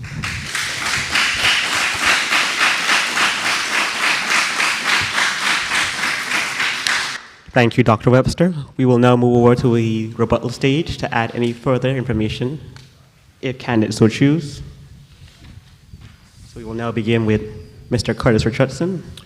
Thank you very much, Mr. Moderator. I find it very interesting that the Premier is touting about a PPA. One gentleman said to me that you have to look at the PPA very carefully, because it seems to be something that has more pockets than a pool table attached to it. But one of the things that I want the people of Anguilla to know is that I believe, in listening to all of the arguments, that the CDB and Anguilla can do it. We have Mr. Sutcliffe Hodge, we have Mr. David Carty, we have a number of persons with expertise that can get the job done. One of the problems that we are going to have in Anguilla is that the government has issued licenses for the major hotels to purchase land to set up their own renewable systems. And even though this is good to support the hotels in their development in cutting their energy costs, one of the things that is going to happen is when they come off of the national grid will then start to flounder and cease to be sustainable. And the small man in Anguilla is the one who will be carrying the national grid. So I am all for Anguilla becoming the leading entity when it comes to renewable energy. And when ART gets in government, we are going to make sure that Anguilla becomes the leading entity for renewable energy in Anguilla. Thank you very much.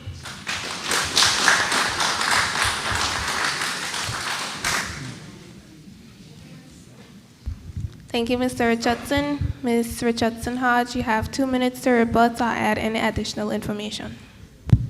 Thank you. Earlier I was speaking about 2 reports which were commissioned by the government of Anguilla in relation to Anguilla. And those reports were actually presented in the last year. And they essentially supported Anguilla's plan for Anguilla to develop its own renewable energy infrastructure. We heard the Premier in the House of Assembly when the question was asked of him, why is it that you're moving towards a PPA as opposed to supporting a plan? And what he said is that there was a 2011 report over 13 years ago which spoke about going the way of a PPA, and that was written by Mr. David Carty. Mr. David Carty has since said that times have changed, and we all know that the state of renewable energy in 2011 is not in the same position as it is in 2024, 2025. And so while it may not have been feasible back then for Anguilla to go it themselves, today it is a feasible and in fact the only feasible option to be able to ensure that our Anguilla system moves forward with renewable energy, can ensure that it remains in-house, and can ensure that it benefits the people directly. Now, I know that there will be a discussion in terms of, back in the day when the government of Anguilla, the Anguilla United Front, wanted to sell government shares in Anguilla, and I want to specify that there was no intent for the Anguilla United Front to sell Anguilla. It is not true. The Anguilla United Front was looking at selling the shares in Anguilla, and it first intended to sell the shares locally, and there was a prospectus along those lines. Thank you.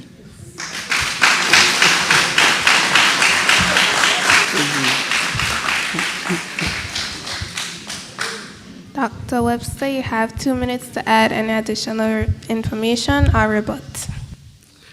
Thank you very much. Well, my lying eyes might be deceiving me, but you know, in 2017, the government at the time had a prospectus out where they wanted to sell the 40% shares in Anguilla controlled by government. However, in 2019, in the budget speech, Mr. Banks, Premier and Minister of Finance, stated, "Mr. Speaker, the privatization of Anguilla is seen by the government of Anguilla as an opportunity to cut costs, move towards renewables. The privatization of Anguilla would mean that you're selling more than the 40% shares that are government shares, because the other shares, the 16% is owned by Social Security and the 23% by NCBA now, which was CCB and NVA. You know, those would be less than, if you count the 21% that's owned by local Anguillians, that's more than the 51% that would make it private. And the intention at that time was to make sure that Anguilla would work on a system where they would set their own policies, rules, and rates, and the government would have no control over what the rates were. So you can imagine what the hospital would have to pay, what the water corporation would have to pay. I mean, the water corporation ended up getting cut off by the board of Anguilla, and government owned 79% of the shares. So you can just tell what would happen if it was privatized. But I just want to say, in terms of a PPA, the reason for that, which I'll say for the umpteenth time, is that Anguilla could not afford to do it. And if you get a private investor that would come in and develop a solar farm, a wind farm, whichever farm there is, then that would be through a PPA, power purchase agreement, which showed that it would decrease the cost. David Carty in 2008 left, when he was a speaker, left to form the Energy Commission so that he'd come up with a plan. He put out the plan in 2008. 2011, 12, Castalia said you can get it down to 15 to 17 cents per kilowatt hour. We are paying now $1.35 as a base rate and 42 cents as fuel surcharge. This could have been reduced significantly. Thank you, Dr. Webster.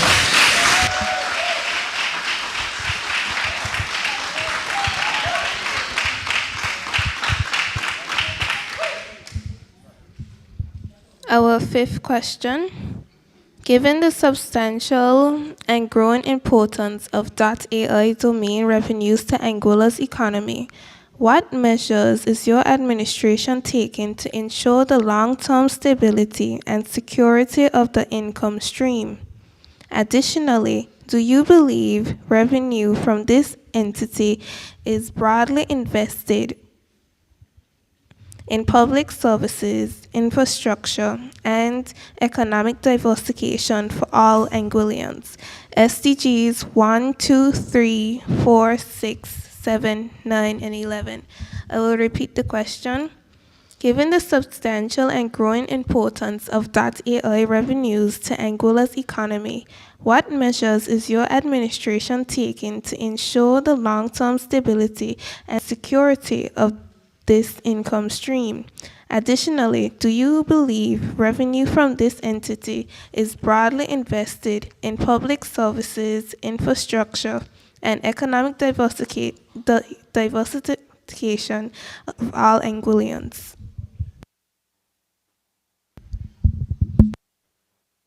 We'll start with Ms. Richardson Hodge. You have 1 minute to brainstorm and 3 minutes to answer. Thank you.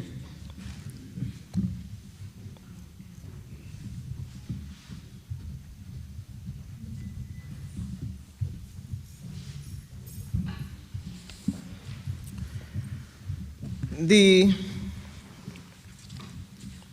question of .ai domain name, and many persons would know that Anguilla would have been the beneficiary of being granted the .ai domain name from as far back as the 1980s.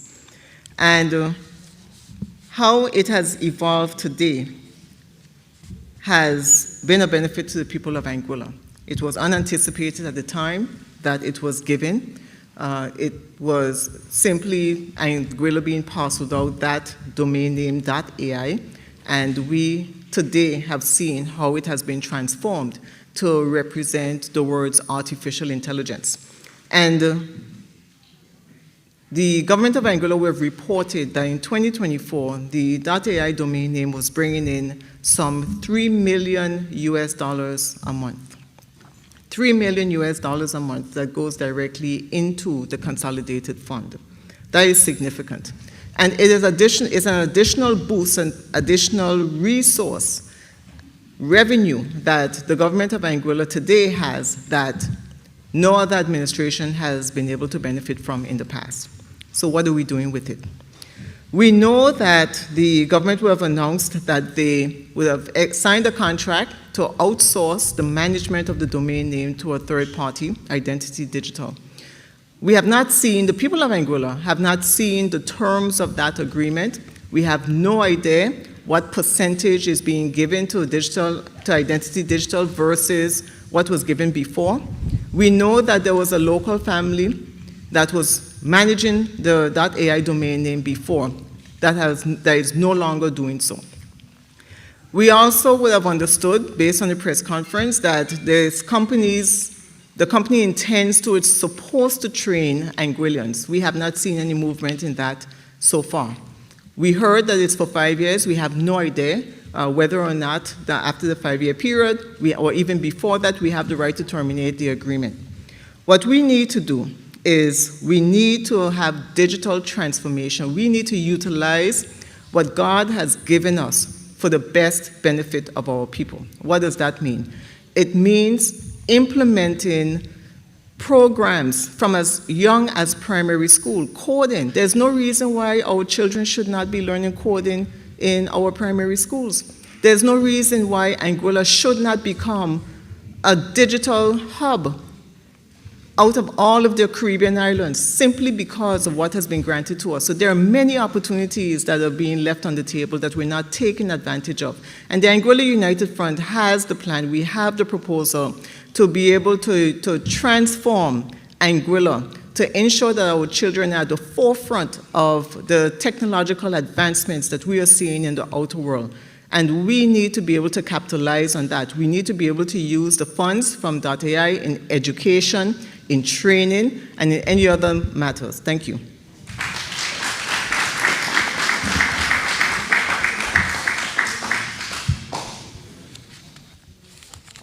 We will now transition over to Dr. Webster for his remarks. Yes, thank you very much. Let me tell you a story. There was a golden goose. The golden goose was laying golden eggs. We had no idea how many eggs the golden goose was laying, but we do know that the farmer was taking the eggs and then giving the person that owned the goose whenever they felt like it. In 2015, 2016, there were years when there were no eggs being given to the farmer, to the owner of the goose. And at this time, Comptroller of Inland Revenue, who is now the Deputy Governor, followed by the next Comptroller of Inland Revenue, who's now the Comptroller of Customs, wrote to the farmer and said it is time that we account for this. When this administration came in, we found that there also were deficits and time that Seemed like the golden goose was not laying. And we asked, please come in and talk to us. This goose is getting fed a lot, but we're not seeing the produce from the goose. And you know what happened? There were a lot of emails that went back and forth that I have access to that I will not disclose today because of the excuses that were given as to why the revenue was not coming in from .ai. Now, back in 2018 in the medium-term economic and fiscal plan, the former administration decided that it seemed like the golden goose was also not producing what needed to be produced, and decided at that time that they would then put out the, so let me read to you from page 17 of the MTEF. And it says, government will seek the services of a reputable firm to upgrade and manage the domain registration system for .ai. The requested services will comprise a state-of-the-art, standards-compliant, turnkey internet top-level domain registry system, complete with DNS, administrative support, registrar relations, and support for every aspect of registry operations needed to upgrade .ai to a world-class operation. A well-managed domain registry has significant revenue potential. You know what that describes? Identity digital. And that was in 2018. So when they stand and sit and talk about that we outsourced it, it was because it was necessary at that time. Hypocrites, according to Mr. Evans McNeil Rogers.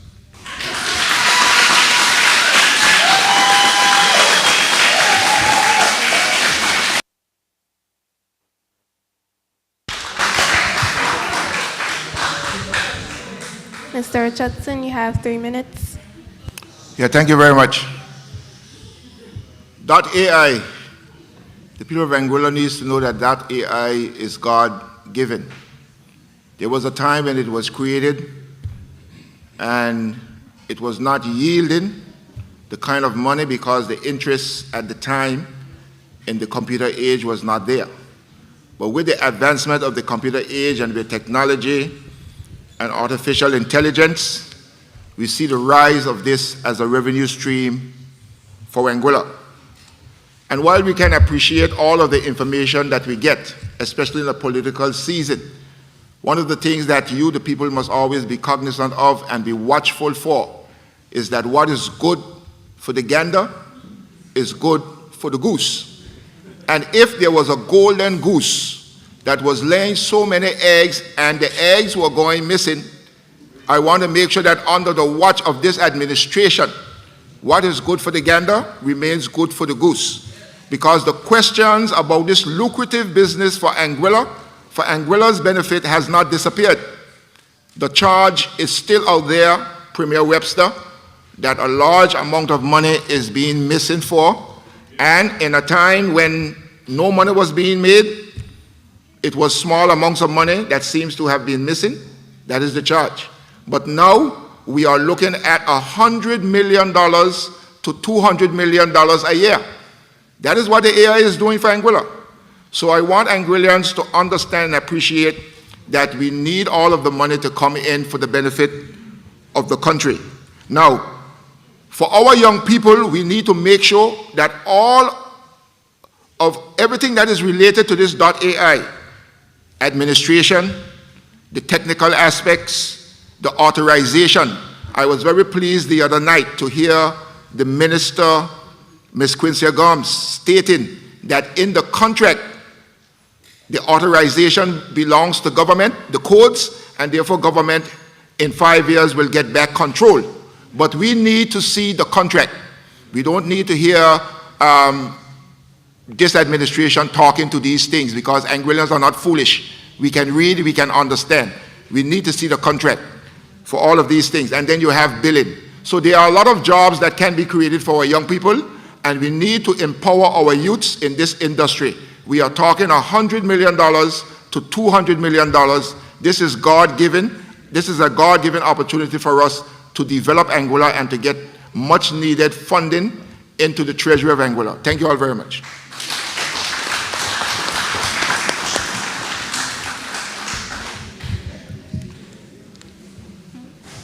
Thank you, Mr. Richardson. Ms. Richardson Hodge, you have 2 minutes to rebut or add any additional information. Thank you. I've listened to the statements made by the Honorable Premier, and I'm truly disappointed that he could have referred to a 2018 report where today we see, and in fact it's anticipated that in 2025, the revenue from the .ai is anticipated to bring in approximately 200 million per year because it will have doubled from 2024. And to go back to a 2018 report where the revenue that was coming in at that time is nowhere close to the revenue today, says to me that this government, this premier, has the inability to pivot, to not take up old reports and follow along as if the circumstances have not changed. The reality is Anguilla is in a different place than it was in 2018. So you cannot rely on outdated information and say that you're making decisions based on that. And when this contract was granted, was signed off on in 2024, was when the revenue was 10 million EC dollars a month coming in. So at some point, this administration should have understood that notwithstanding what was taking place before, that they ought to have understood that in order to be able to capitalize to the best of its ability on the .ai domain name was to keep it in-house, negotiate the whatever rates. And I'm hearing the story of the golden goose, and this is the first time that I'm hearing it. But in any event, if it is that there was missing monies, etc., with the golden goose, then at the end of the day, the question is why did they not seek local support, a local company, even if not that particular company, another local company to do it. And what we see is we know that one of his ministers, actually when the question was asked, why not keep it local, that minister said that there was no one in Anguilla that could do the job. And that is the reality. There's no respect for the people. Thank you, Mr. Richardson Hart.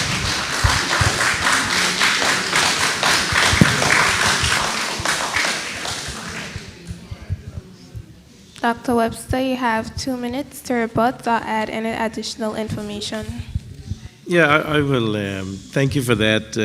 Again, I read what was in 2018, which was the intention of the Anguilla United Front to,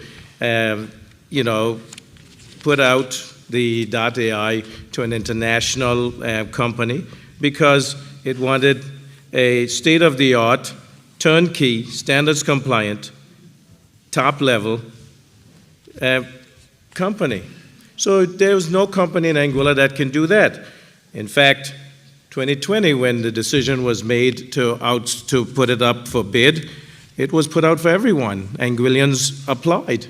They didn't meet the technical components. There were 8 companies where the expression of interest was sent out. 4 of those were Anguillian or Anguillian related, and they didn't qualify. This is done through procurement. The ministers has nothing to do that, but certainly you can ask, our former minister who now sits with you, Mr. Kyle Hodge, why he put it out to bid. He can tell you at the time was necessary. We were not using 2018 numbers to do that. We're looking at 2020, when the government was owed $980,000 by the person that had it, and we called him in to see if we could get the money. And then it was outsourced based on your medium-term economic and fiscal plan, which you signed off on in 2018, 2019, and 2020. So, but the things that we'd like to do, National Wealth Fund, we'd like to do social programs, infrastructure, climate and environmental mitigation, build up reserves because that's necessary, and the split, as you know and you've heard on the radio and said multiple times, is 90-10. 90% comes to government, 10% goes to the identity digital, and we have a minimum, the minimum that they have to pay every year, even if it drops, because you don't have guarantees. And this was also stated back in 2016 in some of the emails that I've been privy to. And if you were, paying attention back then, you would also have seen those emails that were sent back and forth. Thank you, Dr. Webster, for your remarks. Yeah.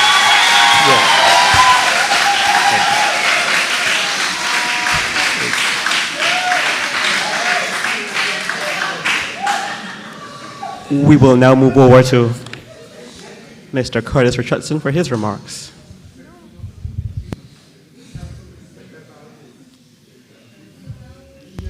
We'll now move on to question 6.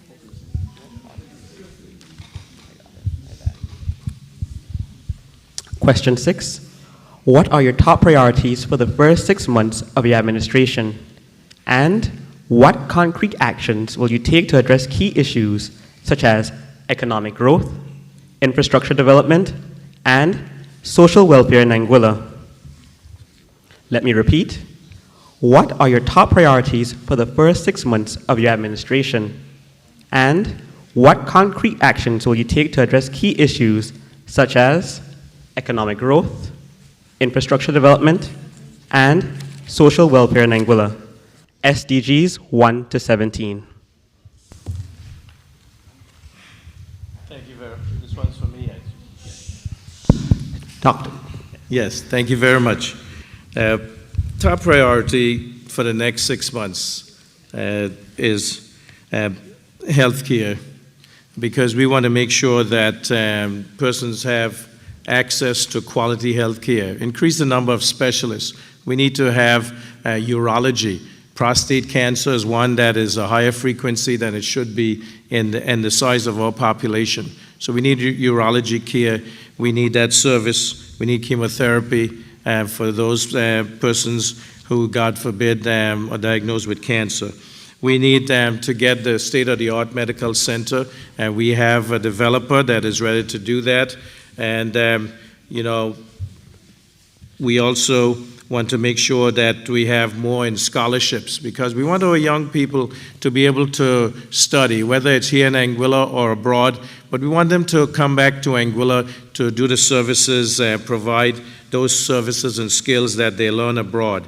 And with that, we want to also encourage our young people to do businesses. And so we have the Business Incubator Program, where they can get mentored. They can get a place where they can develop their business, and then they can, once they're matured, they can then go out. That will control the operational costs. We also want to increase the number of grants and low-interest loans. Right now at the ADB, the Anguilla Development Board, we have loans at 3% interest for areas such as agriculture, tourism, hair salons, and other small businesses, fishing and farming. We want to make sure that we can get this type of economic growth going, where our people in Anguilla feel that they benefit from this economy that is growing as it is. We have an airport coming on stream. We want to make sure that they can find areas and businesses as more persons come into Anguilla. But the other things that are important to us is the social welfare. And we have increased the public assistance to needy families, because we do know that in any society there are those that are not as fortunate. We don't want them to fall through the cracks. We increased the public assistance by 25% on a monthly basis for 115 families. We have increased the amount that is put into medical treatment overseas. We do want to reverse that trend, so we put in orthopedic surgeon, because we found that most of our patients who go overseas are for orthopedic services. So we have orthopedic equipment, we're advertising for an orthopedic surgeon. Cardiology. We want to increase the number of specialists, because we don't want burnout of our main specialists. So OBGYN, we'll have a second OBGYN. Pediatrics, because with Junior Shield and Senior Shield, we find that there's easier access to the system and more persons are coming in. We have to make sure that we can cater for them. These are the things that we are working on to ensure in the next 6 months that our people, this is a people-centered caring government.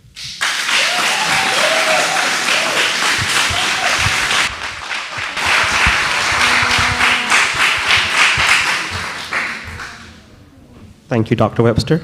We'll now move over to Mr. Richardson for his remarks. Thank you very much.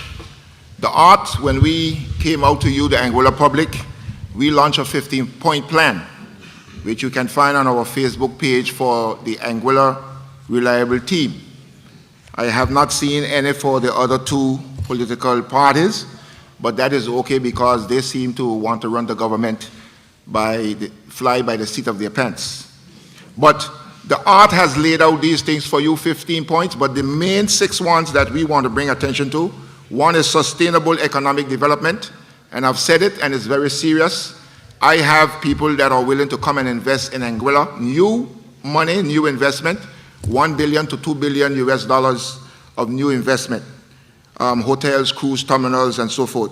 The second thing that's very important for the art plan is internal cohesion and tackling crime. This gun violence, we have to get it under control. It is going to affect our tourism product, as you have heard Aristo said in his whistle and hand motions.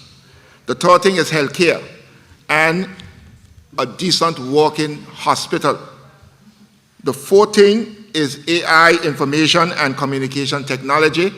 You know the AI is doing very well now for our government, and this is something that the art has in its plans to continue to watch, to develop, and to help to grow to be a $1 billion industry for you, the people of Anguilla. The fifth thing is agriculture, fisheries, and food security. We have a lot of young people who invest a lot into fishing and into farming here in Anguilla, and it is unfortunate that over the years we have not really developed them to be really sustainable and powerful with what they are doing with food security and job creation, and the art intends to make that a serious platform. 6, education and skills development. We need the very best teachers. We need to occupy the minds of our students, and you know, when you don't occupy the mind of youngsters, they can get involved in a lot of mischief with this exposure that they have nowadays to technology and the internet, the constant usage of the phone and so forth. So these are the 6 main things, but if you look at what we presented over the campaign trail, we had 15 main things that we intend to do, also including cultural development and so forth. Thank you very much.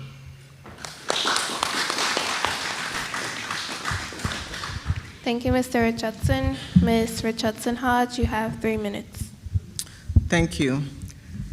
There are a number of priorities that the Anguilla United Front has when we first get into office, within the first 6 months. The primary concern that we have is to decrease the cost of living. And we know that the Anguilla United Front GST relief plan was rolled out from last year. We are convinced that the relief plan is workable, it's sustainable, and it is necessary to be able to bring immediate relief to the people of Anguilla. And that plan involves removing 4 areas from the GST structure. That would be wholesale, retail, manufacturing, and the restaurant business. And we know that those savings, removing the GST structure from those 4 areas, will be able to pass on savings to the people of Anguilla, direct savings. One of the difficulties that we see today is the high cost of food, the high cost of imports. And as a result of both of those aspects, they're creating difficulties with our local businesses. So what we want to do, and if you're paying attention to what is happening in the wider world, and in particular in the US and the tariffs, etc., and not to mention what is taking place throughout the world, we can see that over the next few months, if you're paying attention, that it is likely that the cost of food, the cost of imports for our food is going to increase. And what that means is that there has to be an aggressive plan to deal with food security in our country. We have a number of capable persons on our team, and we have a proposal, a plan to be able to move forward aggressively once elected to be able to address food security in our country. And that is tied with new ideas, new proposals in terms of farming, including hydroponics, vertical farming, and any number of other avenues which we will need to employ in order to ensure that if and when we have those issues that are impacting us, we are able to continue to sustain ourselves in Anguilla. We intend to immediately address the issues with health. And I would have heard the Premier talk about his plans for health, and if his top priority is the same as it's been in the last 5 years, being that he's a doctor and will have been the Minister of Health, then the Anguilla people will kindly refuse it. What we need to do immediately is to ensure that our healthcare is brought up to par. We know that over the past 5 years, healthcare has decreased in Anguilla to the point people are concerned as to what's happening. We know that our healthcare professionals are overworked, they are underpaid, that the decision, the poor policy decision this administration made to be able to bring health back under government has not worked in favor of the people of Anguilla and for the employees at the former Health Authority. That needs to be addressed. We also need to be able to ensure, thank you.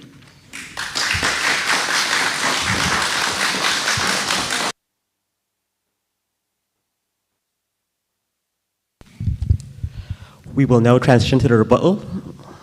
So we will now start with Dr. Webster. You now have 2 minutes to add any additional information.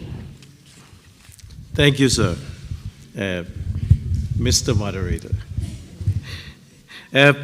Yes, it's very interesting that the leader of the AUF talks about that public servants are overworked and underpaid.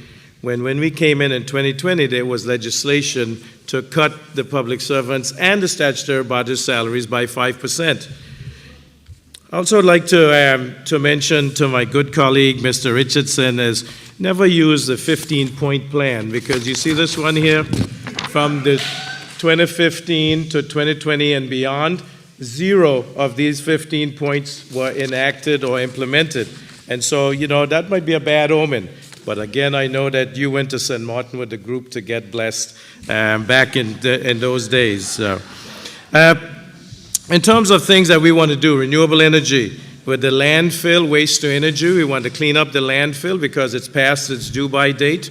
And so we have a company that wants to come in, remove the scrap metals, crush the cars, get the tires, take them out. This will extend the service. We also want to make sure that area can, you know, be controlled, and so we can get the drag strip down there for our young, you know, drag racers who want to have a place to apply their trade.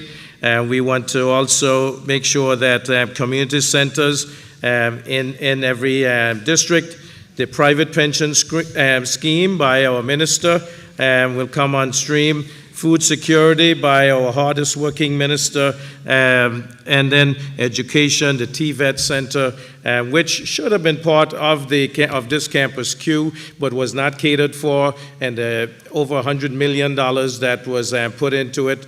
And then when we came in, we had to make sure that we found monies for the science block, which the UK provided. We had to find the money for the TVET, which is $17 million, which is necessary. I thank you very much.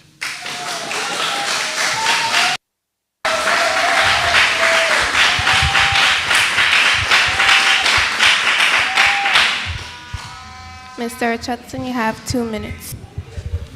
Yes, thank you very much, Madam Moderator. It must be very painful for the doctor as the leader of this government to not have been able to do as much as he wished he could have for health. And so he's given the people the assurance that if he gets a second go around, he will get it done. But we the people in the art, has a wheel within the wheel. Our 15-point plan is a wheel, but we also have a wheel within that wheel. In the first 100 days of coming to office, we intend to do a sectorial minimum wage for the hospitality sector of $10 minimum wage. We also intend to take GST off of household electricity. The third thing we intend to do is take GST off of CIF, shipping, cost, insurance, and freight. The fourth thing the art intends to do is look closely at the AI contract and try to bring it back under government's control for the full benefit of the people of Anguilla. The fifth thing we intend to do is stop that nasty sport that is going around Anguilla once again called cooping the pipe. We're going to stop that sport once again for you, the people of Anguilla. And we're going to get water to run in Anguilla 24/7. The sixth thing we are going to do is that $1 billion of new investment. The seventh thing that art intends to do is to get the share issue for the NCBA going so that it is no longer a liability on government books. When the debt was created to create the bank, an asset was also created. And the people of Anguilla needs to have that asset now working for their benefit. The eighth thing is maritime structure. A lot of young people who have accreditation for operating as boat captains, they cannot get to operate their boats. They are losing their jobs. So the art intends to make sure that everybody who gets certification for maritime can function and work and defend their families. The ninth thing is the removal of the USL, the Universal Stabilization Levy. Get ready. In 100 days, that 3% is coming back in your pocket. It is coming back to you to benefit you and your families. Thank you all very much.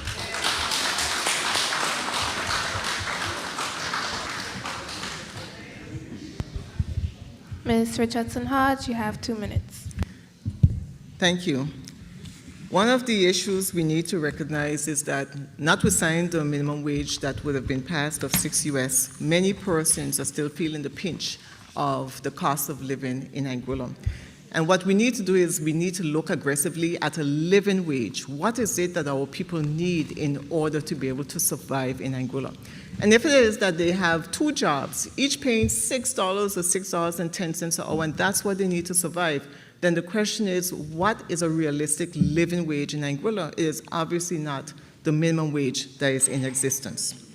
In terms of education, and we are here, we are enjoying this lovely facility, the vision for the Albina Lake Hodge Comprehensive School would have entailed a TVET center, an agricultural block, and the playing field, the 3 of which are currently not in existence today.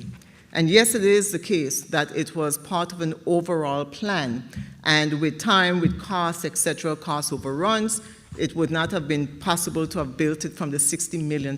But I am happy to hear that the Premier has spoken about the $17 million that they intend to invest, or that they will have invested in the Tibet Center, because the time for that would have been in 2023, when they would have realized that we brought in $65 million more in the budget from the GST than was anticipated, and that was the time to invest.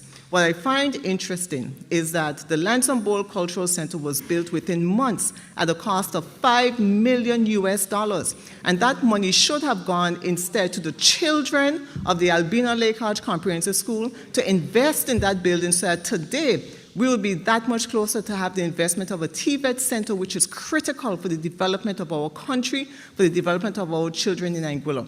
There's still the agricultural block, there's still the playing field, and those things need to be done under an Anguilla United Front administration come February 2026.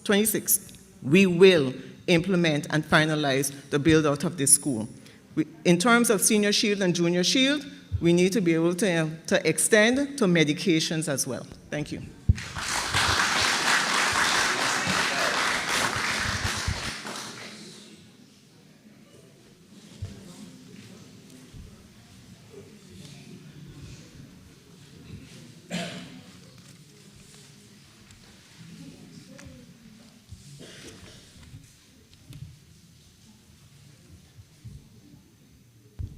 We will now go straight into our closing remarks. We'll start with Dr. Webster. Thank you very much. I wish to thank the Anguilla National Youth Council for these debates. Thanks to all the candidates who presented themselves for debates and participated in the upcoming election. Thanks to you, the audience, for being so well behaved, and to the people of District 1 and the people of Anguilla for listening and analyzing and making the determination that if this was a boxing match, that it would be 10 for the APM, 0 for the AUF and AUT, and one tie. The Bible says, I only tell the truth. The Bible says in Matthew chapter 7 and verse 20, by their fruits you shall know them. And Maya Angelou said, when they show you who they are, believe them. The Anguilla United Front has always left Anguilla worse than they met it. They may have changed some of the candidates, but they have the same advisors. In fact, they have some advisors who are worse than before.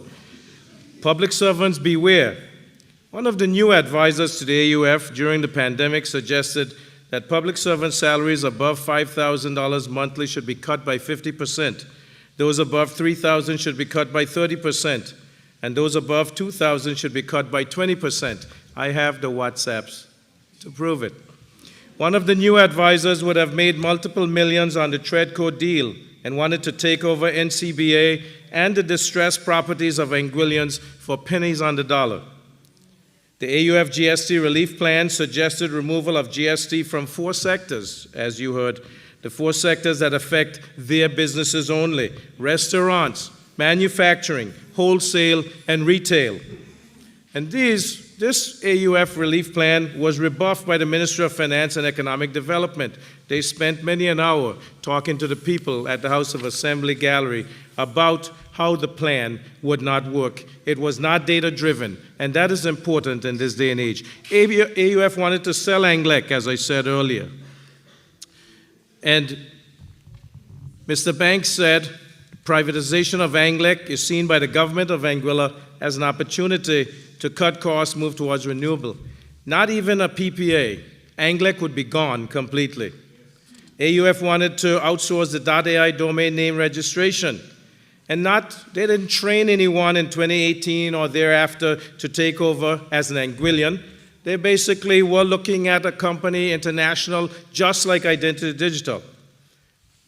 And just in regards to AI and identity, just weeks after the migration of .ai domain to Identity Digital platform, the number of registrars selling .ai domain names doubled due to increased global access and distribution. Identity Digital is the largest registry service provider in the industry. Global distributors are happy with the new features which benefit their customers. Sensible renewal policy, 80 times faster registry, quicker registrar purchase, instant DNS updates, and 24/7 technical support. Anguilla has been exposed to 6 external and internal shocks over the past 20 years, which have set us back: the global financial crisis, the banking crisis, Hurricane Irma, Brexit, COVID-19 pandemic, and the Anguilla United Front. The latter has bled the treasury dry and taken Anguilla to the brink of bankruptcy time and time again. This is an Thank you, Dr. Webster, but your time has elapsed. Yes. Yes. Thank you.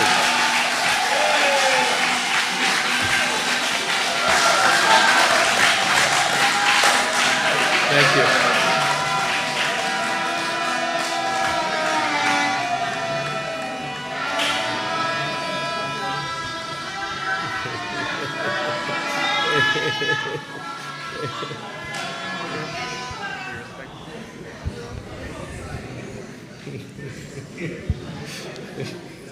Ms. Cora Judson-Hodge, you have 3 minutes.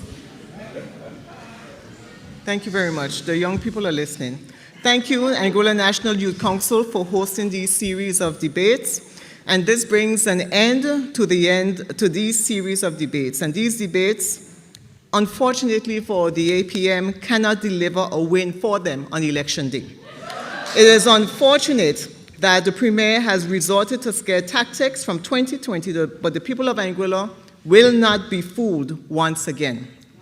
To you, listeners and viewers, this election is the most critical election in Anguilla's history. The choice is clear: continued hardship under the APM or an AUF government which puts you first. The AUF has always gone into an election with clear plans. It is what we consider to be a binding contract with the people of Anguilla. And so tomorrow, the members of the Anguilla United Front will launch the People Plan at 10 a.m. at La View, where it will also be streaming live. We believe that for our country to prosper, we must bring our people along. True progress in our country can only be judged by the progress of our people. And unlike the APM, true progress for our people means that our families are able to live without the constant worry of the economic hardships brought on by the GST. Unlike the APM's plan, true progress means that our local businesses will get an ease on their tax burdens and they will be respected by a government that sees them as an integral part of our society. True progress, unlike the APM administration's policies, means our Anglec bills are reduced through renewable energy integration and allows for a more comfortable way of life. True progress, unlike the APM's record, means that we will no longer have to tolerate the lies and petty statements from a premier and from, in fact, all of his ministers of government, the hatred, the intolerance, and the disrespect which this APM administration has plagued us with for far too long. Instead, We will choose kindness, empathy, dignity in our dealings with one another, in our schools, workplaces, and homes. We will teach our children the importance of treating others with honor. We will stamp out violence. Following fellow Anguillians, this APM's term in office can only be described as the greatest deception in Anguilla's history. These 5 years have been a failed experiment, and the people of Anguilla have suffered because of it. It is time to right the wrongs. It is time that we vote for true leadership, leadership that listens, leadership that delivers. And I ask for your full support, not just for me, but for all 11 candidates of the Anguilla United Front. Together, we will build an Anguilla where everyone has a chance to thrive. May God bless you, and may God bless Anguilla.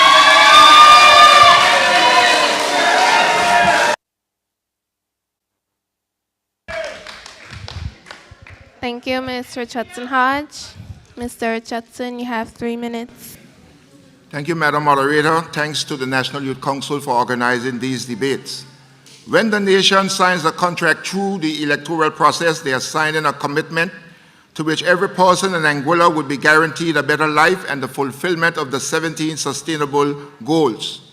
This contract is a commitment to function in the defense of our lives, special needs, and interests.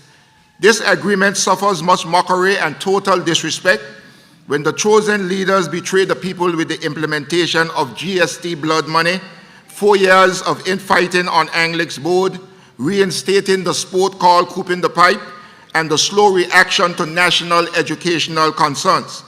In this season of trial and tribulations, we need a government who will lead with love and get the cost of electricity down by taking GST off household electricity bills and making sure that Anglic is the leading entity in Anguilla for renewable energy. Arts leadership has a proven record and a noble history of representation with you, the Anguilla public, in the worst of times. In 2015, on coming to office, when the government was broke, arts leadership sourced $3 million from an external source to repair the jetty at Sandy Ground. 10 years later, that jetty is still working for you. In 2017, when you went through the worst hurricane in the history of the world, Hurricane Irma, arts leadership through its connectivity made sure that you ate in style with chicken, cow meat, while in St. Martin, the leader of government was telling the people to eat crackers and sardines. In 2017, when the entire national electricity grid was devastated by Hurricane Irma, the experts said you would get back current in 1 year. But arts leadership said lights for Christmas, and 99% of Anguilla had lights for Christmas within 100 days.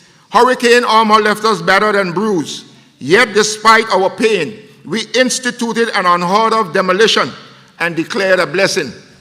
God Almighty turned our mourning into dancing and gave us beauty for ashes with our new schools, new clinics, and new ferry terminal. Art's working history for the nation is written in the worst of times, yet with the best of results. Together we face a broken economy, and without taxes, we march on to greater achievements of the future, including fixing the 9 major hindrances at the Clayton J. Lloyd International Airport, making direct flights a transforming national economic reality. History has shown, fellow Anguillians, that you and I, together, we can make the 17 goals live out their full meaning for us as a nation. On election day, I want you to vote art, vote smart, vote the green machine, vote the heart, lead with love. I thank you for listening.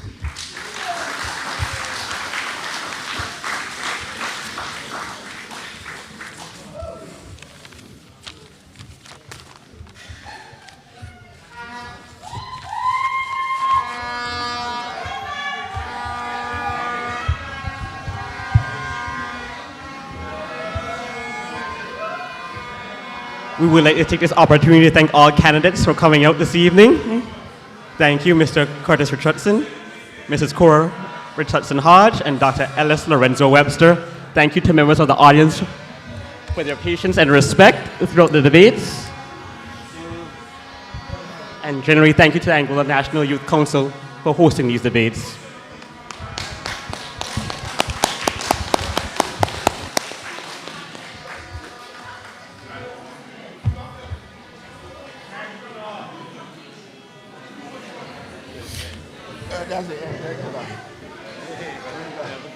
Thank you.